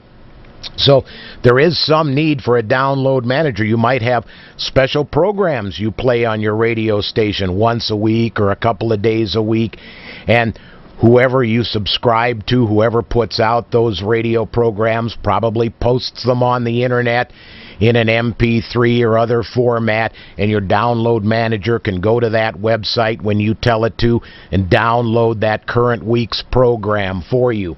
So a download manager is helpful to have if you do that sort of thing on your radio station.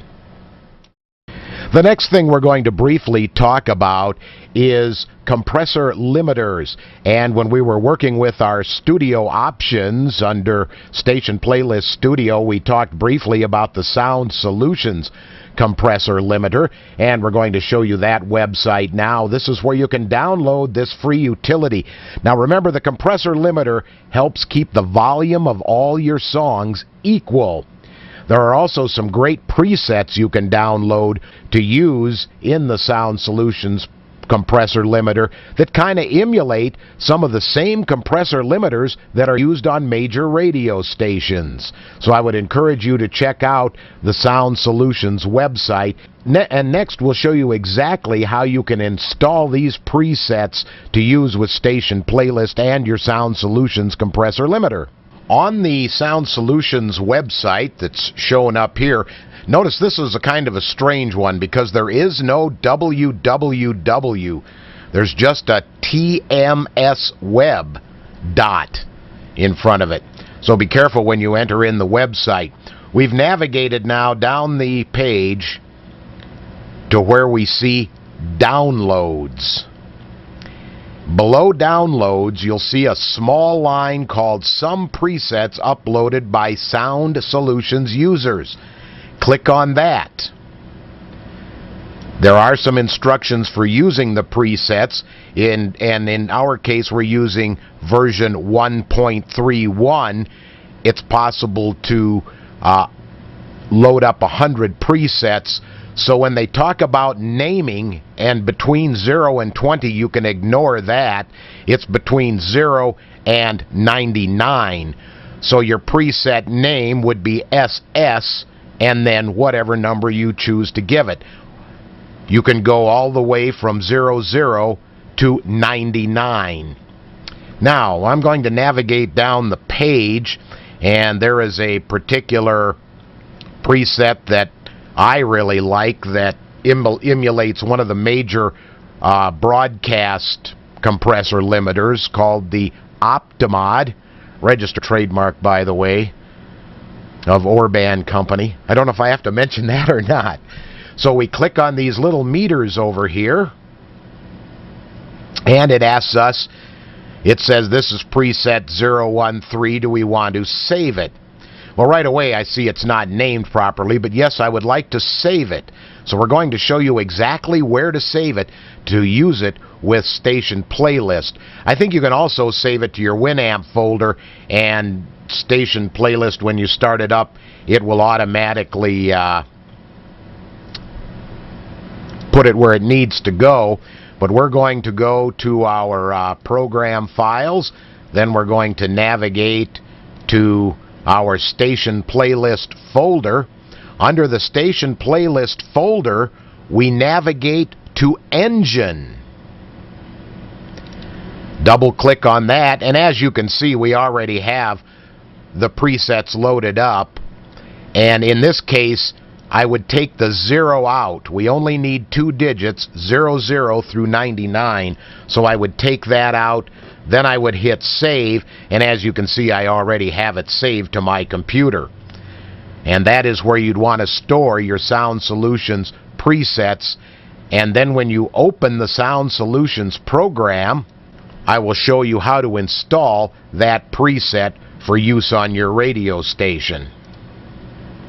And now we have navigated back to Station Playlist Studio, and we're going to show you how to load that preset that we just downloaded off the Sound Solutions website. I would like to insert a word of caution, however, here at this point. The Sound Solutions Compressor Limiter 1.31 does eat up your resources.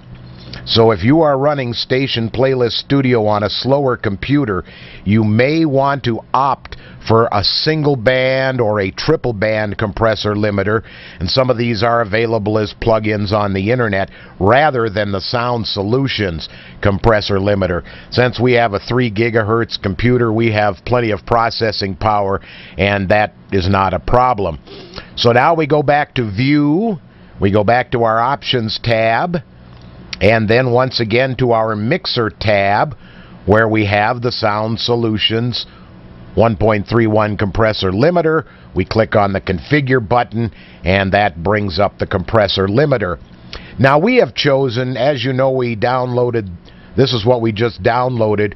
We have chosen to store that as preset 15 on my computer, even though it said 13 when we downloaded it.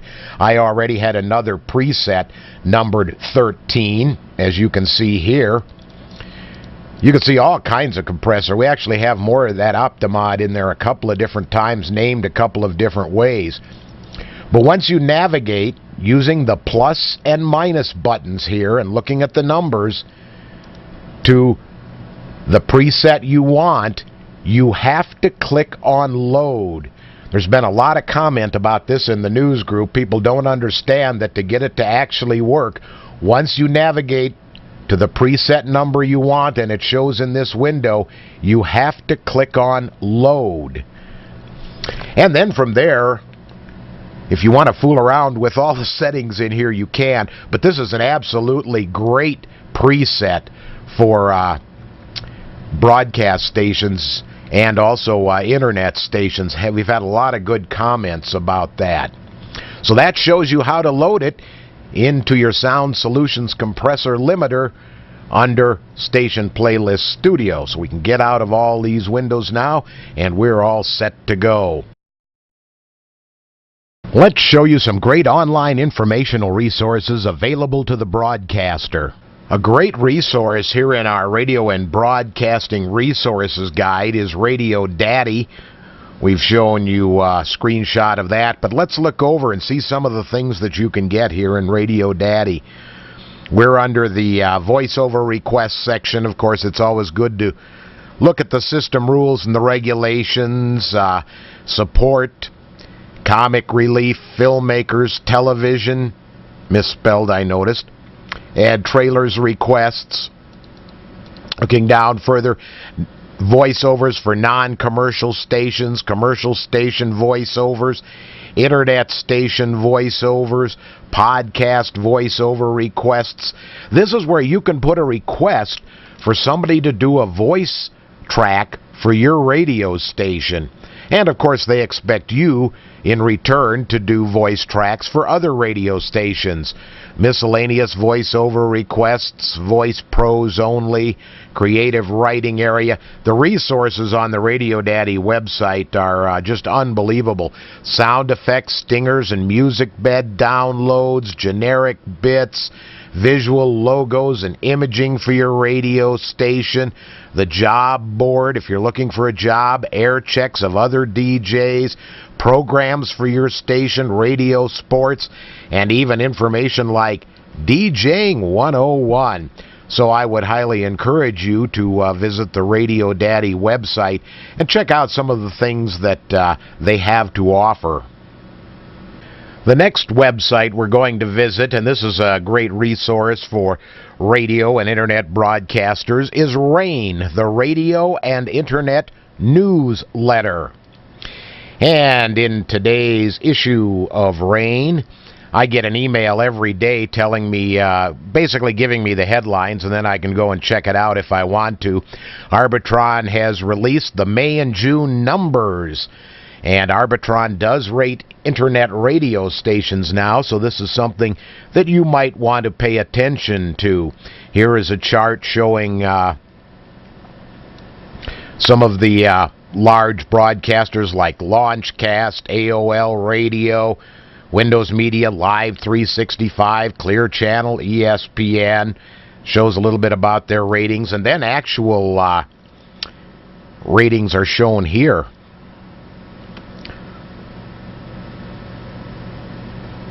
Which can be extremely interesting to us internet broadcasters. And then past ratings as well. That was the big news story on today's issue of RAIN. This comes out every Monday through Friday, so you might want to check it out. The next radio resource we'd like to visit is the Radio Toolbox. You'll find a lot of helpful information on the Radio Toolbox website. You'll find articles, discussion lists, documentation, downloads, forums, headlines, industry news, live audio, video, just all kinds of things. Now, one thing I like to check is the stream hosts. You may be looking for a host to do your streams. We'll be talking about a couple of these later on. Let's click on that. And here, Radio Toolbox has reviewed each of the stream hosts, and they're arranged by the 2006 uptime.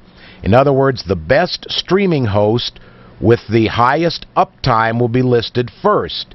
And you can go right on down the line and read the reviews for each of these hosts that you might see in here. We'll be talking about this one a little bit later on, EGI Hosting. As you can see, they've had a 99.792% uptime, and they tell you a little bit about what you can expect. You have a control panel that you can configure your own server, instant changes, and start and restarting capabilities. They review all of this in here and tell you what they were testing using Shoutcast. If you're using that, of course, this would be of particular use to you. So you can go through here, and they even have some prices posted in some cases, and kind of look over what each of the stream hosts has to offer, and there are bunches of them. Your job of selecting the proper stream host may not be an easy one, but like I say, we're going to recommend a couple to you a little bit later on when we get to stream hosts here in our resources guide. And on with our website visits. We are now visiting the Instant Radio Station. This is a package that I personally bought and use with some of my radio endeavors. And they do have an option on here where you can buy jingles at an amazingly low price. This package is I think a 5 CD set that sells for $99. You can click on description down here and find out a little bit more about the Instant Radio Station. Yes, 5 excellent quality, powerful CDs with over 1,200 non-exclusive, carefully listed items, digitally breaking down to over 2,500 usable individual radio promo elements for your radio station. And he goes on to describe how it works and how you can use Dolby Audition. We talked about that a little bit earlier. Their multi-track feature to put together some of the jingles for your radio station, no matter what it might be. News talk, 50s, 60s, 70s, 80s, oldies, contemporary country, classic country, CHR, it goes on and on. All of these are available for you to work with in this library. So if you're looking for a way to do some station imaging, I might recommend that you check out the website for the Instant Radio Station. We're going to visit the RecordResearch.com website. We talked a little bit about music research books when we were entering chart positions into our MP3 tags a little bit earlier on here in this resources guide. Two of the books that I find particularly valuable is the Top Pop Singles Guide. This lists every single that hit the Billboard Top 100 charts from 1955 through 2002, artist by artist. And down here, if you scroll down the page, Joel has provided you with a sample page so you can kind of see exactly what this looks like. Let's go to Madonna. She's had a number of hits. And this gives you a sample page of what you would see in this particular book. So in other words, if you wanted to do like I do and enter chart positions in your comments field, and you were working on the song, let's say, Like a Prayer, #1 in March of 1989. It stayed #1 for 3 weeks. And it was I think this is a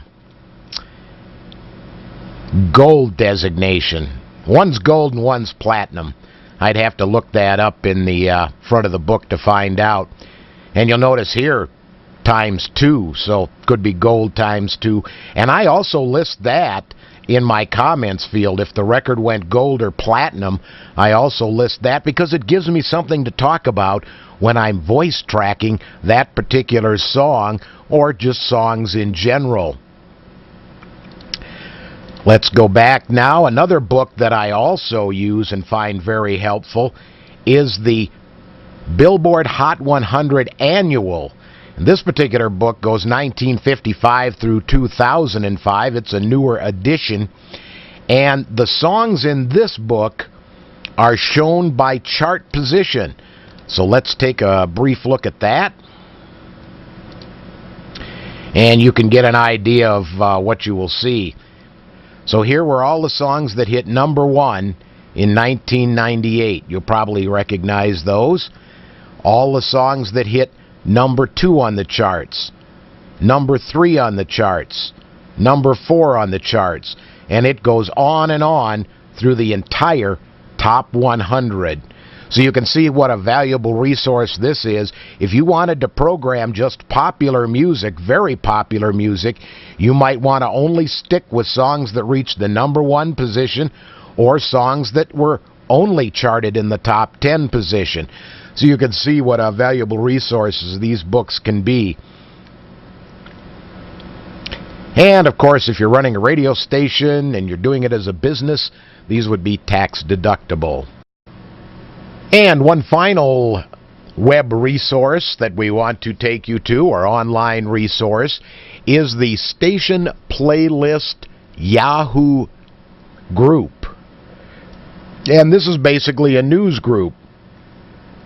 And you could scan down and see what questions people are asking, what the answers are. There's just, I can't even tell you how many posts that you'll find. Well, look at this. Numerous posts in here. And you'll notice July was a big month because that's when version 4 came out, so everybody was talking about it. And just glancing through here, it looks like that was the most active month to date, followed by August of 2006. And you can go and you can read the articles, you can get help for problems that you're having with Station Playlist. I would highly encourage you to subscribe to this Yahoo group. And of course we're showing you the rather long URL. Believe me, if you try just searching for it on the internet, you're going to have problems because it takes forever to figure out how to get into one of these Yahoo tech groups. And you can see there's files, photos, databases, polls, members, over 285 members, or 285 members as we were checking it here. So I would encourage you to make good use of the Station Playlist Yahoo tech group. So I hope you've enjoyed some of the websites we've taken you to and some of the resources that are available to each and every broadcaster online. The next thing we're going to talk about is music royalties. If you're broadcasting on the internet, or even if you are a terrestrial broadcaster and wish to rebroadcast your terrestrial broadcast over the internet, you'll want to pay attention to royalty payments. Now, this may vary from country to country. I'm only going to talk about what we do here in the United States because that's the country I'm familiar with. You'll want to check the laws in your country to see what they require when you broadcast music on the internet. What we're going to look at, first of all, is a couple of blanket companies that provide you blanket licensing agreements. And basically these companies will cover your licensing with BMI, ASCAP, and CSAC and do the reporting for you. This will allow you to keep your internet radio station legal, affordable, and independent. And there are a number of resources on these websites: pricing, benefits, requirements, resources such as the forum, logos, how to start webcasting, preferred stream hosts, we've talked about that, and some other projects that this particular website is involved in. One of the nice things I like about these particular services is usually once you list with them and they get your web page up and running, they allow the user to select numerous players. In other words, when you open up a stream, you can select which player you want to listen with. So in other words, when I'm streaming to the internet, even though I am only streaming, let's say, an MP3, it will allow users to listen in numerous formats. Let's take a look at that. We have navigated to one of the radio stations that uses the Loud City services, and in this case, Steve FM. Steve rocks Seattle. So here's a guy named Steve, and he has his radio station and plays primarily artists from Seattle, like Dave Matthews, Coldplay, U2, etc. We click on the Tune In button, and this brings up the Loud City player. We've selected broadband, since we are on a broadband connection. And right now, Steve FM is playing Big Head Todd and the Monsters, who I happen to know are from Colorado, not Seattle. But anyway, the song is Bittersweet. Notice down here you can launch any one of numerous external players, which is absolutely great because it means you do not have to stream in Windows Media format or in MP3 format or in real audio format. By selecting these buttons, that will launch Windows Media Player. This launches Winamp, iTunes, or Real Player. So no matter what player a person is using on their computer, they can listen to Steve FM. So if I hit Winamp, it will launch Steve's stream in Winamp and play it back in standard MP3 format. So that's one of the nice things about these types of services. And here's another service that is basically similar to Loud City. It's called SWCast, the SWCast network. And once again, they have the kind of blanket royalties payment. And you can click on personal broadcast services, read all about it. And another service we are really not going to talk much about that kind of does the same thing, but it also provides streaming services, and that is Live 365. They will provide for, in the area of $30 a month, you can broadcast a probably a 56 kilobyte per second stream to 20 or 30 listeners, and they become your streaming host, and they also take care of your royalty payments. Should you not choose to use any of the services we've previously mentioned, you may want to become familiar with the RIAA site here in the United States, and also Sound Exchange. You can set up to pay royalties through Sound Exchange, although I think once you go to their website, you'll find it very complicated. At least I did. If you're doing an internet broadcast and wish to stream on the internet, you're going to need a streaming host for your radio station. We're only going to talk about a couple, but as you saw when we visited the Radio Toolbox, there are dozens of stream hosts available to you. We're going to look first of all at EGI Hosting, and they have some great rates posted here for either Windows Media or MP3 streaming. I tend to stick towards MP3. Windows Media, I don't know. Don't get me started. Now, when you're selecting a stream host, of course, you may want to sign up or at least check rates. And here they've posted some of the rates that are available. And if you'd like to order, you can click down here and you can fill in the maximum number of slots or listeners that you'd like to have on your stream. So if you select 20, and let's say you're doing a bit rate of 128 kilobytes per second, and they allow you a number of servers to select from. We'll just use the default one, hit calculate, and it brings up the rate here on this page, and most of these services offer a PayPal subscribe option.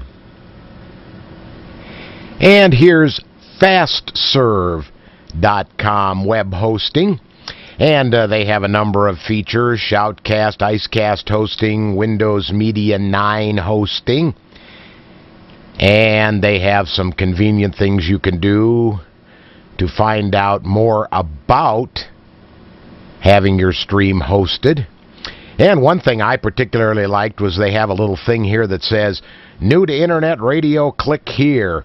And they give you kind of a getting started guide, plus some glossary terms here and so forth. So if you're unfamiliar with some of the terms that are used for stream hosting, you can figure them out, and they have their prices posted. Well, I hope you've enjoyed our little resources guide here and our station playlist getting started guide in its entirety. Thanks for watching.